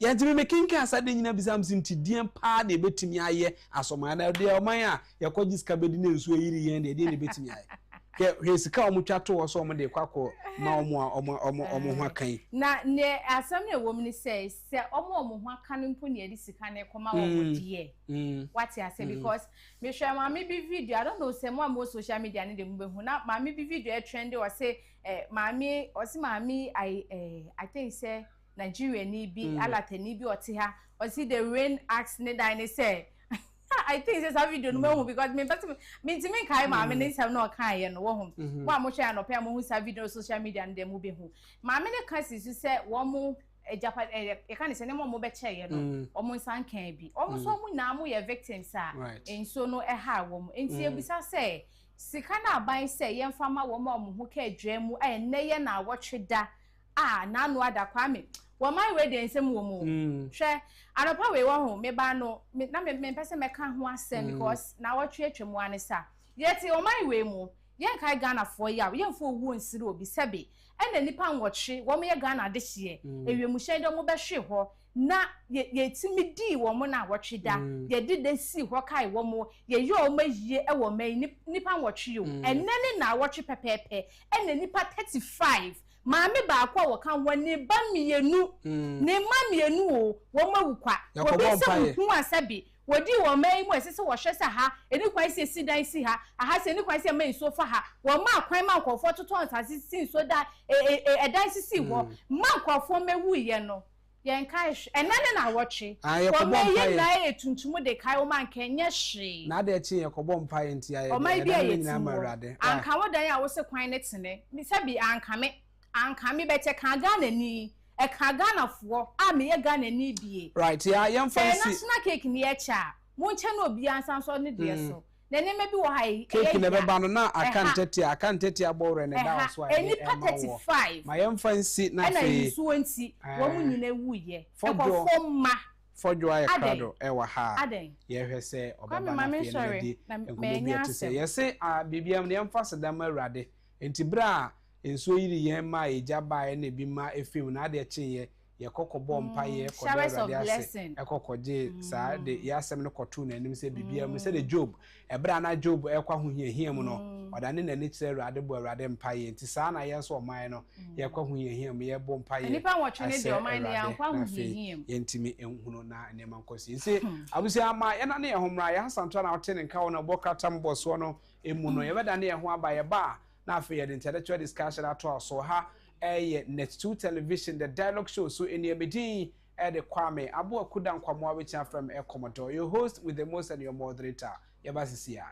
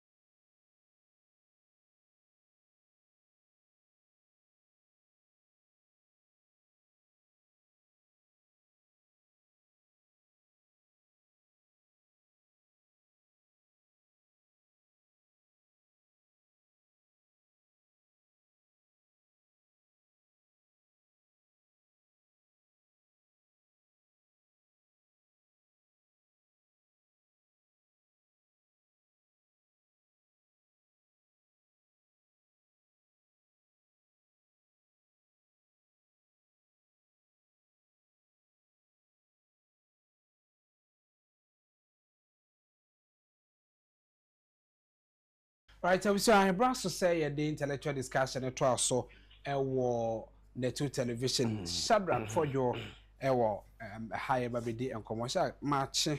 Yenua. Boko there. Na me adom me Right.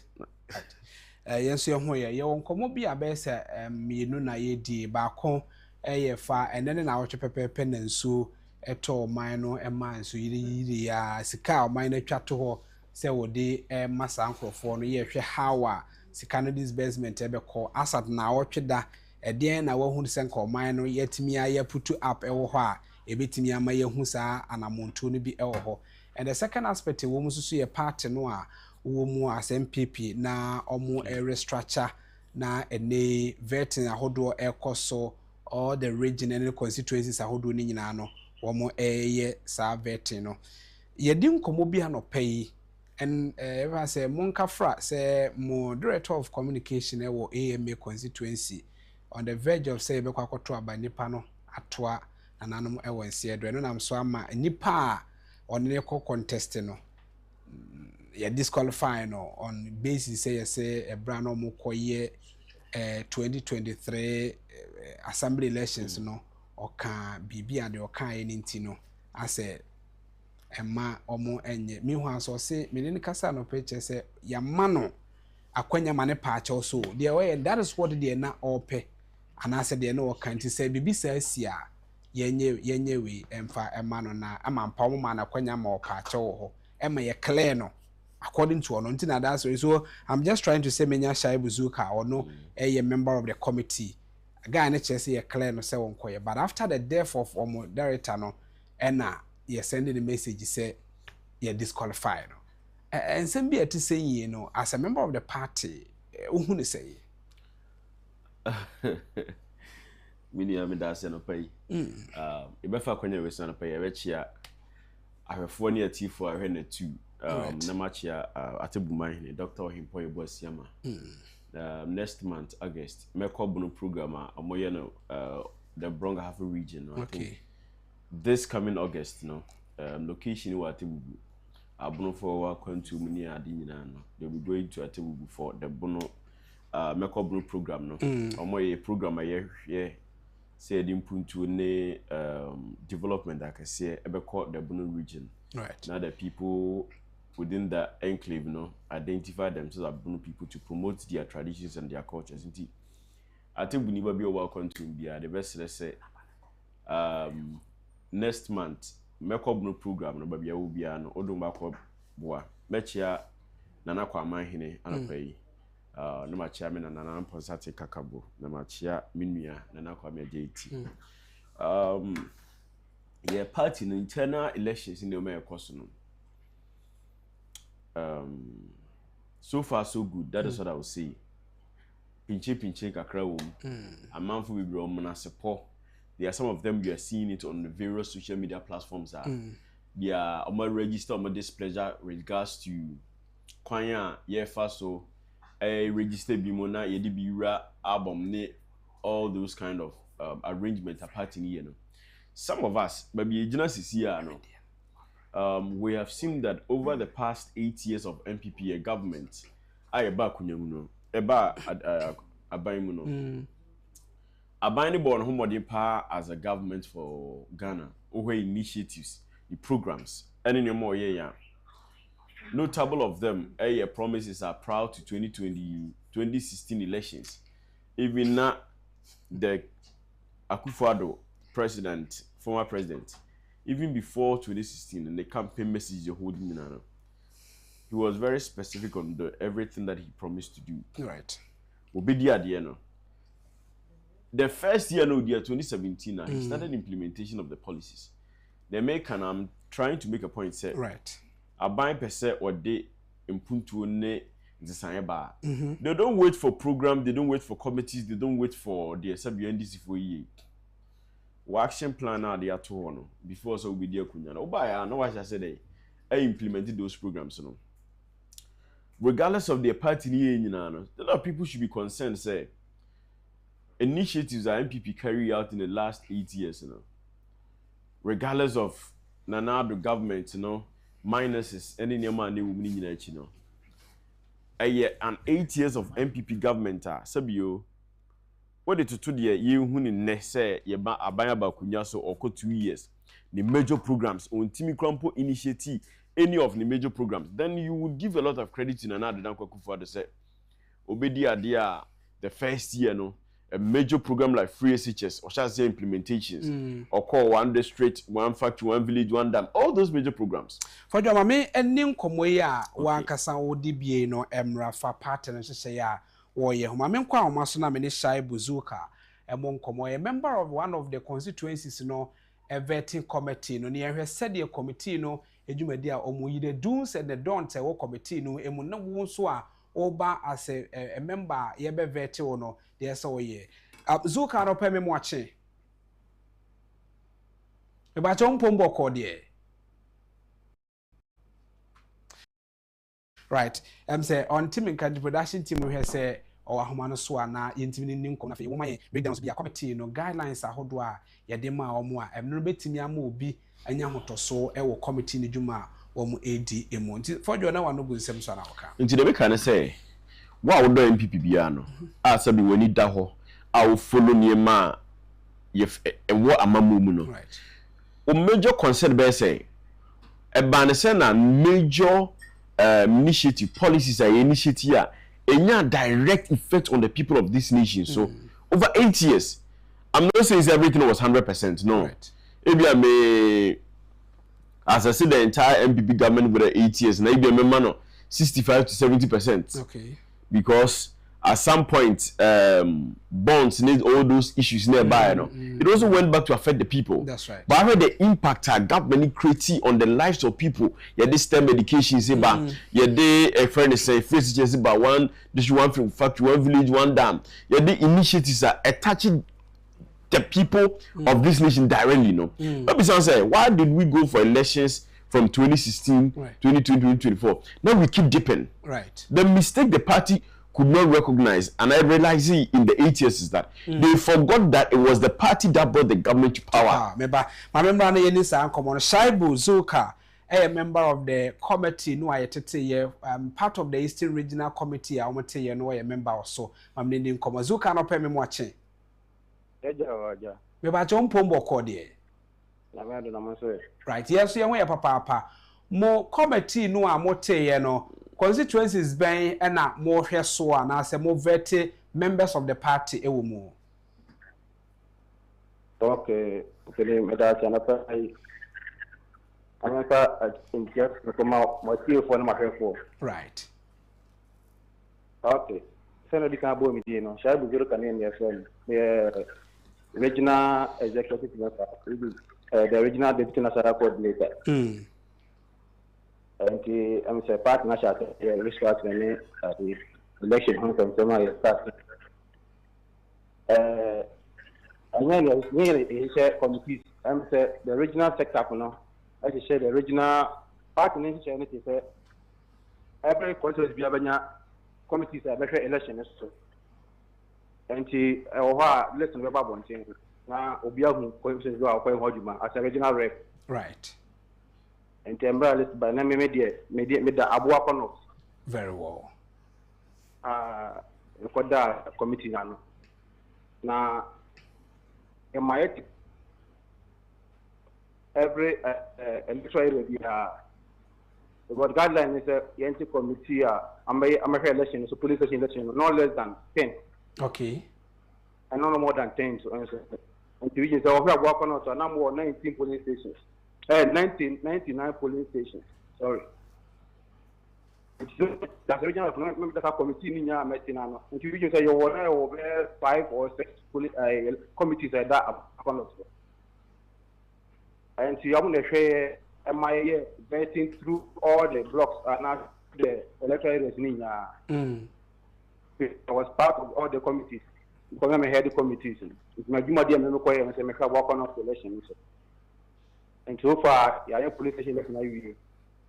So I born a year and it be electoral area election. I don't know there it consists of only 3 members of the committee, which the regional rep the constituency election, constituency one rep. so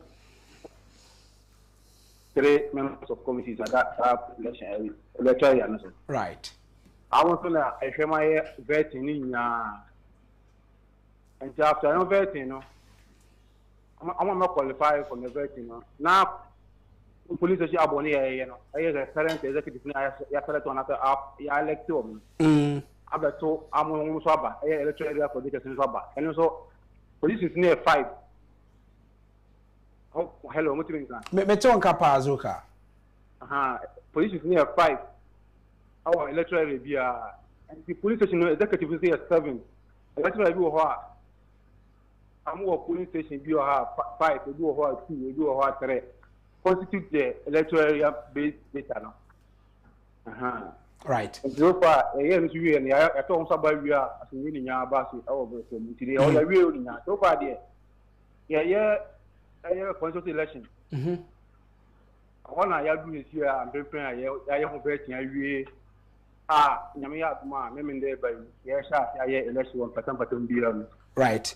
Robena who play say Kobana say disqualify will be our Robena who play a was how my disqualify or when I was sending message across to them and I say Kwan Ben Amofa so I disqualify will be because and TB say message be a call one of the aspirants in why I just say when I was send this message in the man on behalf of the committee say you disqualify no but you be sa but you much right. Yes, that message now can. As Sanem Manso across the constituency no emuono. The incumbent director of communication no yenyanenti say we free mu on the verge of some mekoto abano enunti they all contesting no call vetting committee no anymore no omo clear no within 1 or 2 issue bi ane omo ma na kwanya ma ne pa ho chew ema omo clear no. Later on, after sending penny film we no, and I sending message in the man and say you disqualify no, but or just a message no, answer a chance and as soon as sending the man no on behalf of the committee no, or Matanasi, Bibisa or Wadaroma. Penny with my own Cassandra. I'm saying, as in a man so across the year, I was not in charge of their election committee. Okay. Though I'm part of the regional steering committee, but as an answer across the issue, wasn't in my hand. Okay. I got to know that issue yesterday. And I can't speak much about that. Very well. Maybe our regional secretary, who is the secretary to the committee, or the regional setup, now, it's my more the issues of my. Very well. But what did I say? No, say Raouf. So when you now hear Raouf, right? Raouf, near. So across the deputy national coordinator. Oh, okay. Oh, okay. It's under me, but the issue has not come to my hand. And then the meeting come much about that. Very well. Well, then we will employ you. Say, I no national coordinator no honobedi nkomo say this what is coming up. Omo omunchemu ebe onyanchemu na obetimi ne any disan nkomo no to that effect. What are? That's fine. Right. Mazuka mame na say anopai ewo saa nchichemu ne nkoma ode amaye no ntiabusia ye ne Shaibu Zokalini na edi nkoma yi ono ye deputy national coordinator of Eastern region and afi so ye regional executive member and you know edi nkoma so you see behind every rumor there is a little bit of truth also ka say or get to know that was enra right there say bibi saa den akoso ewo ho pede na nkomodi na wudi. Okay, that issue that our personal will not want to go into it because as somebody panel kind of suspending it previously, yes, I reinstating it, I have facts to that. Okay. But what is on the ground that not many you kind of say? Most of your policies were social intervention programs. They are direct evidences out there for everybody to see. Oko East Legon, Oko other places. The STEM schools are all over. Okay. Yeah, admitting collages in those areas. You see the project they are doing. We have seen schools like Fiasewa could be in Kola. You girls here who it's me aeroplane near the day. Your robotics people from Prempeh College. It's me called international competition. It's me called World Robotics competition among senior high students. So these are Nyoma Abani ya and Kasabiu. Any kwase okwa about to school elections. Okay. It is good. You will lose the elections, but you look at the margins. So you ask yourself that where did we fall short in our activities as a government, as a political party? Okay. What MPP ni be open could be any say? In as much as Senna a binding born whom one say obey the Juma as a binding. The biggest limitation of the X1 and now the akufo-addo government was how they maintain the party. Okay. Why a lot of people are aggrieved today? Why are a lot of people aggrieved today? The government forgot the people that brought it to power. Right. And over last week, over social media, Unauthorized, former MP, deputy minister. That's right. Go and listen on radio. Contract I can see many people some you party in what are you trying to tell the party people? Some you onona onfa na nkopim dan moja ba watafre na yeye adwuma ma ye di abanya bakunya so no na finance minister etimi di person we do not see in the political party eko loan $10 million na sabi odwan kra man $10 million onfa ni bibi what the be adwuma right when you have kra no man $10 million so ye ma $10 million no e dey CC o ma hwan yakono say the be betimi ma juicy contract ona book in the poko kan. That is what has brought the party to where it is today. Okay. MPP for you say nipa bread party go to the constituencies, go to the regions and see nipa party no aye campaigns and lose Agyapong any accident. How is the party taking care of all these people? Okay. And san kamfua no nipa e wo party na sum party na che no ye kwose ko yi delegate akoto ba na de hwehwanimu e de camps any groups we nkan ye ho ye fa this set ye fa we nko chem because ye fankrofo a omo ye nkofo no mo ko hye abonu mu ye pa ba any day regardless of how we are performing they vote for us party wakọ about so ada from fifram a ye ho hwie yi e de atache ni futura sraw. Now we restructuring proper. You are telling me that we top bottom approach. Who does that? You say again say free three right. Sunday na asasam na can sub you enye Muslim council. It is a reality. What supervises 2 elections in the entire 2 elections your votes are going down. Then you tell me that who now will supervise the head oh the request here is account yanko form enko huku a form for new people so that you supervise the election of these new people then you sit at the top. By the time they get to you would have implemented or place your people in them to vote for you. A party where your party pen koso then nobody's talking about about also ama the representation of the person alone am yakofom so down. Okay. Na some ye restructuring na would we not consider say nipa eto obayi nipa wo osoro no ene ye dia say ye ka say sachire free form dia then let's all of us go to the down there. Okay. Yen ko sachire ni free form mra mepem soro na we die ye bodan no so asi form awie ni ye yakutu foundation e ready pillars kafra abato blocks abe ready beam and son and Danny Abosu the baby siso and Ajuma na same way uti the hefa right we nipa serious people go down to the constituencies and listen to what people are saying the same thing that the party never do baby you see and that's the same thing we're doing and it has been proven, it has been shown in the elections of this nation that people can leave your political party go on independence and still win the elections against the party of film. Okay. So whatever we are doing today if we really think we love MPP, if the MPP is our company and we are for so your manager now running company now, we should ask ourselves delegates too many people. A lot of people I don't know say I need to be very careful with my choice of words. Right. I don't know say yeah and just say any pen and I say party no you will say it is just like a fanfare fan club will be no yeah teacher party not the party me say yeah the party ni be di to me be dia ban eti mo hihye ne mo niam bia mo bia mo nyane say e be all inclusive and can krom pass yeah that from 2 million yi and yeah ni abre say yeah hihye then ye shake party ni nyina right from head to toe. We should not give anybody advantage over the other. We should give everybody a fair playing grounds, with the exception of the people who have identified themselves that they are in Bamia company. All other persons are crying. Right. We have heard from people like, "Are you a free man?" say about 28 to the former quite a bit more some kakra the back constituency regional levels media you should be considering people who they come a chamuja about this is an anti-party statement. Party are open to me. When we are calling a promise, your leader could not even get 70%. What is it telling you that? What is telling you that even within the party, it will still be hard for the person to win an election. So have they considered say a power in Ninka so to me in Ninka so to pa yes a day or yes a day no dear a money pan up a so brand a penny for 8 years no still so meko and party in a ho.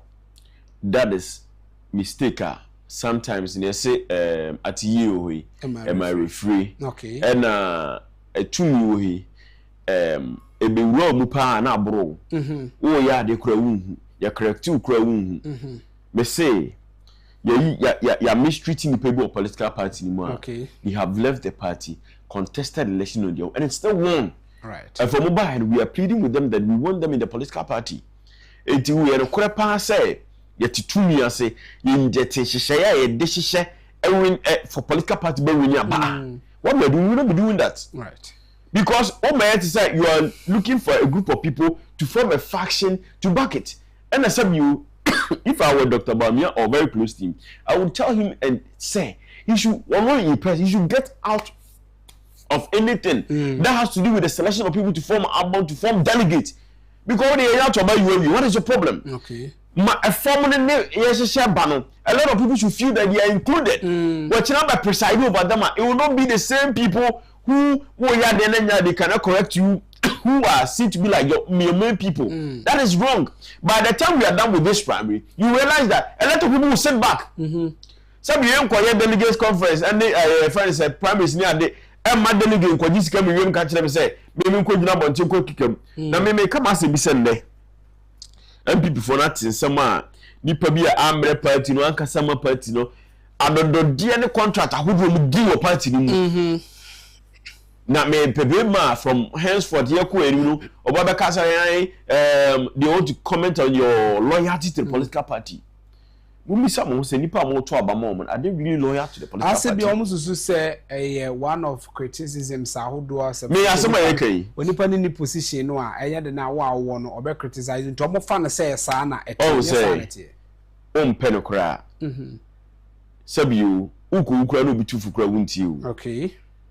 And some of the minute K for the sake of being platform so it is grand people nipa kra be fire no asem kra no ames judge because they feel so yeah to rap Agyapong platform so and you can people asema yasem no kra aye fa e be political party no sa tintin say the say and am akwamnko and be be kan ho nkan ho no ya adwene a asema wo ka sabiu it is if we adwene wo form. Okay, it is coming from adwene one thing deep. Because when you say the numbers and the elections, whatever it takes for you to get the numbers, because politics not you make us say from full juma because you need the numbers. If you can't be about first of your numbers, that's what we're doing. Let me say also it is a political party ni umuno. Ya na muntu ya she say no. Dey be part the chire say you pedoma ken ho. Yes, we phone box here pedodo na ya atiasefo. Right. NDC for kwa na o ma really about children no. Everything they are doing shows that they still want the numbers to their side. And it is making the NDC even more attractive than the MPP. Okay. That is today. And then, among the youth of this nation, some say they panel your Makono or MPP. Ask them. Right. But this government has demonstrated, say, Nipa Kumamia, so I'll get them involved in my government.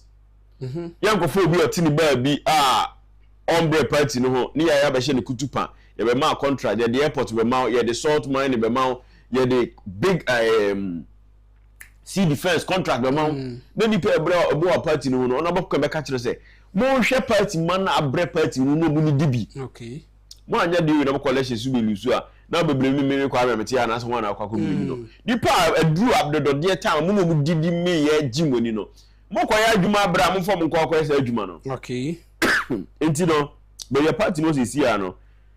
A lot of people have issues. You can't know unless someone pay the credit. Now the Bantima for you saw them. Other place you saw them. Any view or cry puna on kasa. Obekana no to. Now Ghana, especially MPP voters, Omon pedo. On han okra de be no be twe ono nya hwe. Se be ko abato so. Ma nkoto aba de na abetima me da be fie abetima bibi. Wotimi bibi. But this is what the party should realize. Enti I was say yourself to nsakra nipa until sense so hwe. So how to ya still on answer try no. Now was sign call back to AB elections be me no so sign din kugu e ho no be realizing the mistakes ana. Ebani focus be say bi o kwase anto hwe ntia so mpre no. But we put the yetia so awie na o kamu kra mbuna fe kra no wasa platform side to fom yi. Say say me ye manwoma no e ma ne yi. Okay. What you say? Because if we're in any serious association, any serious and party, immediately say at about 2024 by January 2025, Esenka Council of State near the patrons, sack all the national executives. Really? Yeah, so if they did not have conscience to resign, the party should have invoked for their resignation. I'm telling you. Who gives you a company? Now my company, may a friend say, my equity, and 6.4 million. Okay. The next time, what is so their back? What is so? Oh, we need election by 1.something million votes. After that, we're reducing by 500,000 votes. After that, we're reducing by 2 million votes. That's why you business now. We now build money that you want and all crazy castle and a sikara figure. Say na so tia. Over what's more money generate now? Okay. You're just serious. Say serious, pa. We should have asked all these people. Ni party make the corner make party chairman on the Nyamisa the arrest and hold the kakra from the acting national chairman Justin Kobia general secretary organizer and all of them are they put themselves up for re-elections. They don't have the conscience to know say you me atemo somebody amayoku JB dan come at to hold that the weapon no but the party now call and you was saying ya I don't even have the moral right to still seek for re-election or you say party man they say national executive aka say so sacrum they don't have the to me the power say obi a yato abayi ni so may general secretary yato abayi ni so may be a chairman and first vice chair yentu yentimi nyini sa unless say ye be kwaba to say na nipa na sacrum they say dey ye Ghana election ma me na fe no Otiko office Jaba right dey na ye na resign as women's organizer okay conscience treatment the man on pay why would I still be here for you to mistreat me I'll leave aduma e dey say no. From all indication, my performance, everything I'm doing shows that me adwuma ne ye. Said you budget where you still stay up. Unless it said, even in your misery, you have something to benefit from. Okay. Against the numbers of what you know. Me probably be one people munya. Mo bi say for so be munya. Ye de wo kwa kwase me MPP na wo mu dey for so be pa na munya. Okay. Ye kasa kire badwumba o. Say party no no efe say dey work ho kwa dem faso dey say MPP ba kunya 8 years me akokọ takra di yi nipa sun kramanya bi me panimu bi ero be say me ba na office for moi e be panimu bi ero waka say waka sa MPP da bra na beje pure water 50 pesos no e bi si da right e ti na me dey na mo party ni mu e ya dokeke e ya fanfare e na e fa ni wum e ti mu amudi party na ni say nya bibi na mu nya won nchen a na party ni mo dey ko ditch no you shouldn't be at post. Now, would you need to pass the cream, Dr. Bamia Petunia? You shouldn't let these people be leading the party once again. Why? Because they are the people that supervise the individual political party as you as a flag bearer. What I say? And I'm coming to say a company now do sikati. According to say bank and they run it. And will be airline company say, would you still allow the person? That is what we call conscience. Now, the chief executive officer of the party, yeah, Titi party, Mr. Rania Basasi.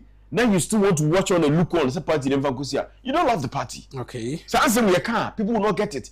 But I saw the track can say MPP in Kai say CPP. Among the president Abagana pay. Right. Among your members of parliament pay. And I mean you say CPP. Even they are even relevant Eskimo language in the politics of this nation. Right. They don't even invite them. Yeah, person kind of patch and say, yeah, yaman your summer no ordinary. Who will go and break CPP in it? Okay. That is the same thing. And you say the air is winning a honor. Oh, we you know, he has MPP. Because here to us, you see, baby, no. Nipa kwa to be say me about to talk to Kruma de ni me we will bring apathy in the heart of the people who used to love us. They will not revolt. They will not do anything against us. They will just sit and mind their business. NDC for a campaign, Timothy see Eddie John Draman Mahamachi. Apart from John Mahama in the bush form, will enjoy any appointment. You pay me pre-medi campaign more if nurses for sure, boss of Mojuma, Najman or if teachers for sure. You win a party, one not abandoned for Mojuma. You win ready. Right. And the politics in the Kuba, say, ye per Juma Mobima, and Papa Koye, they are not copying Diamond Mojaba, as I say. This is how Ghanaians to begin to reason. Right. I yes, these politicians will keep on taking us for granted. And maybe I say no. Obi anywhere, you a man for media teaching profession, acquire members of parliament. You are appointed by DCs, MCs. Be medical doctors, one be members of parliament. So when you be a medical doctor and obey a member of parliament and obey a politician, business, so when you system to say. So be a teacher in the appointing at this year. Besides, only you are system to say because it was a member of parliament or a friend of Sanja Nanja. Yeah, no, Chiradio or to boost secondary. Okay. No, what is going number 2? Yourself from Pong and go call MP, so also child not what I say. And the MPs say teacher for Omni Sanja Nanja child there those times. Omni Sanja Nanja must system to say. Right. This is what the people of this nation should begin to conscientize themselves. Say, and my name yes, baby, and your perceiving PBC, you never bravo say. We should hold people accountable. Depend on taking political position, political stage, no one need you. Sack the person, let the person go because your mind is sick. Nobody near Obiano here talk about a political position or sick free fee. And then the bush Japadia Basso the British of Mangana.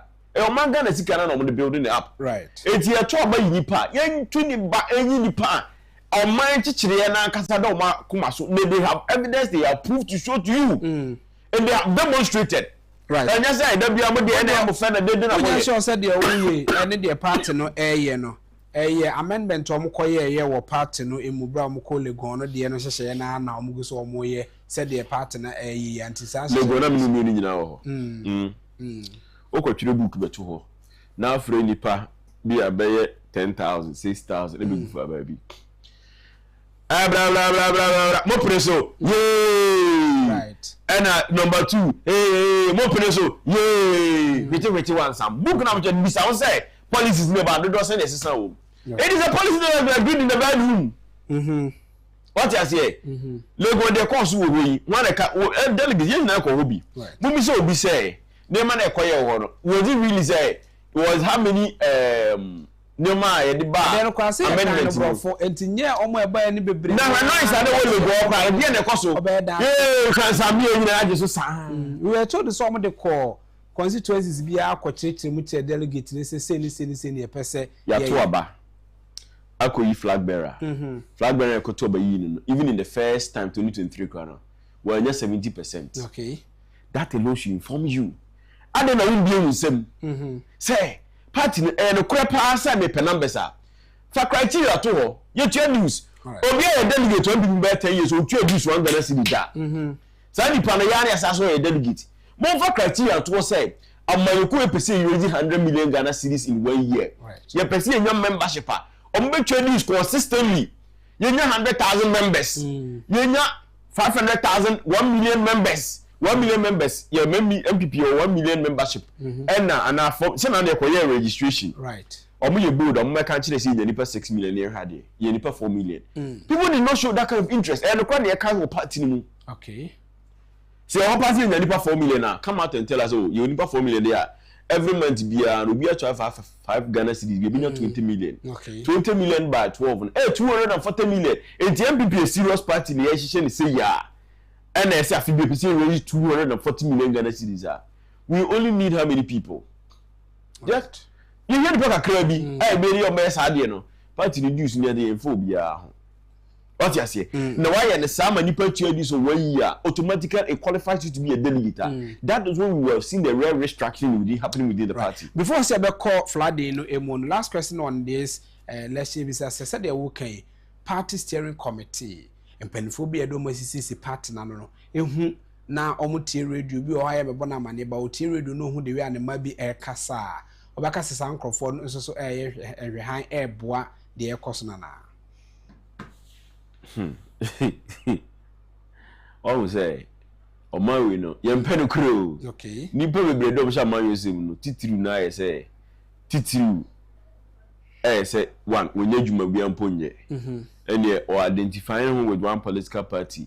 Na kwan bia no be fa so man ho oye identified no. Or identify na. Sabi ochobo kakra wa chi obi bi atafre. Obeye yes amasa didi amanfo achi. Ama odidi atema amanfo me ye den. Yama ni bi edi. Empadifo bedu ba wo kom asem nyina. Obi okra sabi wo. Ne bra obo wi ase politics nko an wa ye. Okay. Nipa ni adwuma da emfa nipa adwuma mu da. Enti so orani party grow the party ni code dey chore was say party na only any business or any leadership idea ne dey an say when aka na she baabi. Enti you need to protect that kind of benefit no. There are a lot of people who hate honorable not because of anything no. Because mon pay correct. Right. Because kwan ya bi amukodu obi achi a ye be mo afum sika ba fum contract ba fum niam you don't get it here. You should be accountable on this side. For that reason, a lot of people will keep quiet. They are protecting their interest. Their interest is at stake. How many people can come out and condemn what leadership is doing? Because of condemning, I say, they will not give him room. And regardless of saying the just say, Justin could be and a beam do MPP no. Or don't what's this or no MPP no. Okay. And to be seeking interest, no. Or perhaps I'm saying what party na I'm saying no. Okay. On analogy na me no. Party no.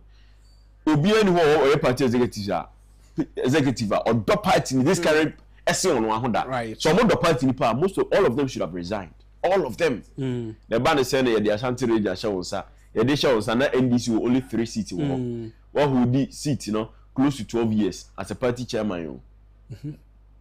Stronghold. Right. Now, NDC with the independent car, okra 9 seats or vote city and ete. Mo head dan kese na chama to me MPP be there opejesi Kumasi. Right. Mo misa mo ho say he fa na MPP regional office e wo Ashanti region. All right.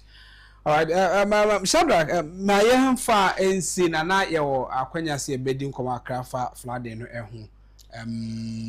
Production yama me on say asemre no e ya so anasa. Just a 1 minute. 1 minute na. Flooding say seminar question no. I will say we never even discuss it. Ya man before e ya bufu ankasa. Panimu bia ni wo my Ghana we mu asabiwo. Wonni ne yakofa flooding ne ba. Okay. Wonni say o my Ghana teacher akra da your plan e teacher akra da ho. Wo fa akra mapa. Baby yese kwan da, baby yese nsuo da, baby yese food friend say football park da, baby yese say the public sanitation center jana be nyina. Everything is on the map. Ko bia ni ho ni sad no ho. Enti no we attribute I sit here to attribute everything to leadership. And I can't tell them say e no be to so we got we to say who is enforcing. People just say the attribute kuma say your friend is saying Oma a sanitation we bia ya punish you must odo imuni ade e mo team. Abra town council for affairs near one and no majuma hifa. On my room, a few juma kese pa no my Ghana, na zoom lion handle. But the politics and a tiny any bre akasa zoom lion and na free mu. What you say? And then ya last week in Sotoye no. Nipa wu ye no unconfirmed busy 34 busy 35 busy 37 amine so nipa 12 it means our crowd akoko no wu ya na ya sa akose e national Day giving Thanksgiving o mampani asha white the asha white nipa ba ho e tie mi say nipa e call that program no are they not sensitive people enough say nipa be money out of the negligence of leadership and you know even somewhere Thanksgiving service now you should wear black something what you say some you are sorry they mention black alcohol we are not saying get to Mahamafo yeah council of state to Mahamafo as of for be to president for the organizers of the event for say nipa bebre wa we here no ne it is out of our own negligence a bind a committee that should be in charge of flood and stand baby and down but me say this is a committee what have they done about the flooding situation of Accra a bind a budget at where this how money nyina the sub you some national Thanksgiving day nam kwere and they be pa no o man Ghana mu sesi a ye kwada yame aso wo ho right not to be ungrateful but ye pass ya to ba ma wo ban John Mahama make kire say and you want this in so obey no nyame abona ma ne yes ani wan sa ani wan omo bogi mi ahwa de right o ma wani je be de aju very well wani je ka kire me so wani je wo Ghana And that's over now. Mamre ni adwuma. And that's over pa na wa say your president or nation say ba administrative industries bi ba ma obi akosko engineering, wakoye biochemistry, statistics, math, where bi obenya adwuma papa ye. Eto ma we ni jebe de okoda nyame ase obi bi ho. Yeah, correct. We are just hypocrites. Right. And you didn't have so much to Shadrach Fojo, a member at the Mother Communication Team, MPP Amanyukun Emo, and Oni Din Komobia at TCA, starting from the NPP, Ankasa, or restructuring, ABC, and then the flooding issue. It's a car, you try to on 3.5 trillion. The Sassy and they say, Omo Mukaye, a war. Is you didn't know no question kakra e de bi atoto ne ma de akoma e bi mu so say says can be drew amanfo no sa na be drew amanfo no ho ana mra ne nkrabia he ne be kire na adwumadi so na braso say omomdo ma woda e ba e no ye fa kwanya we so na ye wo hye e de emomo happy birthday nkoma ye from Madam Florence Ewua na Madam Florence Ewua o wo fa wo de Kumase na ene e wa woda. Yeah, we show a happy, glorious birthday. We free Abena Sante of Kencity Media and one Kasa Oba Junior and I Kase Radenka one more. Said ye, they be a cana. They be out on Sabisum be arranged. So the production team no we say Mama Florence a happy, glorious birthday. And no tell munon so not just say and now I would die fro Thomas Kwame Adanse Bona. Na Thomas Kwame Adansebo na oye police officer na police adwuma kono no police national headquarters ho na owo na o drive director general PPSB ewo the director general no emo ne the Thomas Kwame Adansebo na a happy glorious birthday enko enfamo nyankopon no mo nka ho na se de bi eduru awoda quotation no a aya what I use on Jeremiah no catch say and nano pay no and yesterday. So happy birthday to you, police officer Thomas Kwame Adansebona, driver to Director General PPSB at the police headquarters Accra.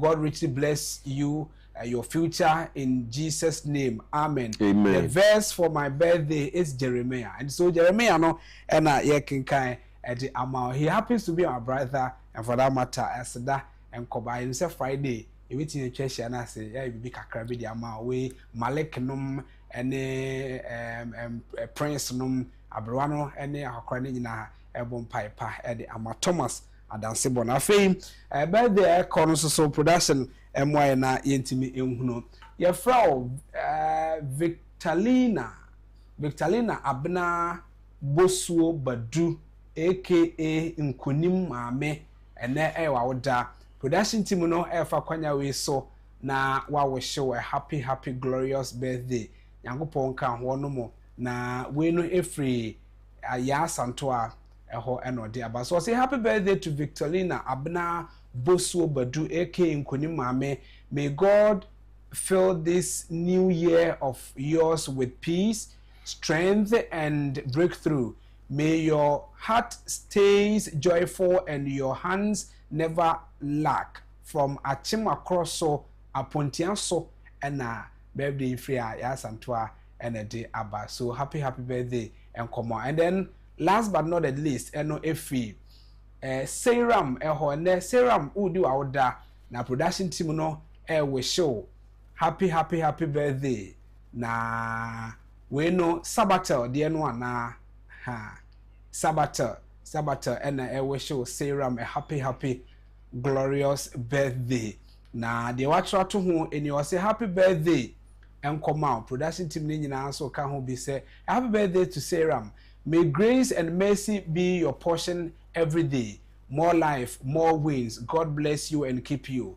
We Serum there also added by and no. Lastly, and there Udu out there we show near celebrate your birthday. No, Madam Juliana Opoku.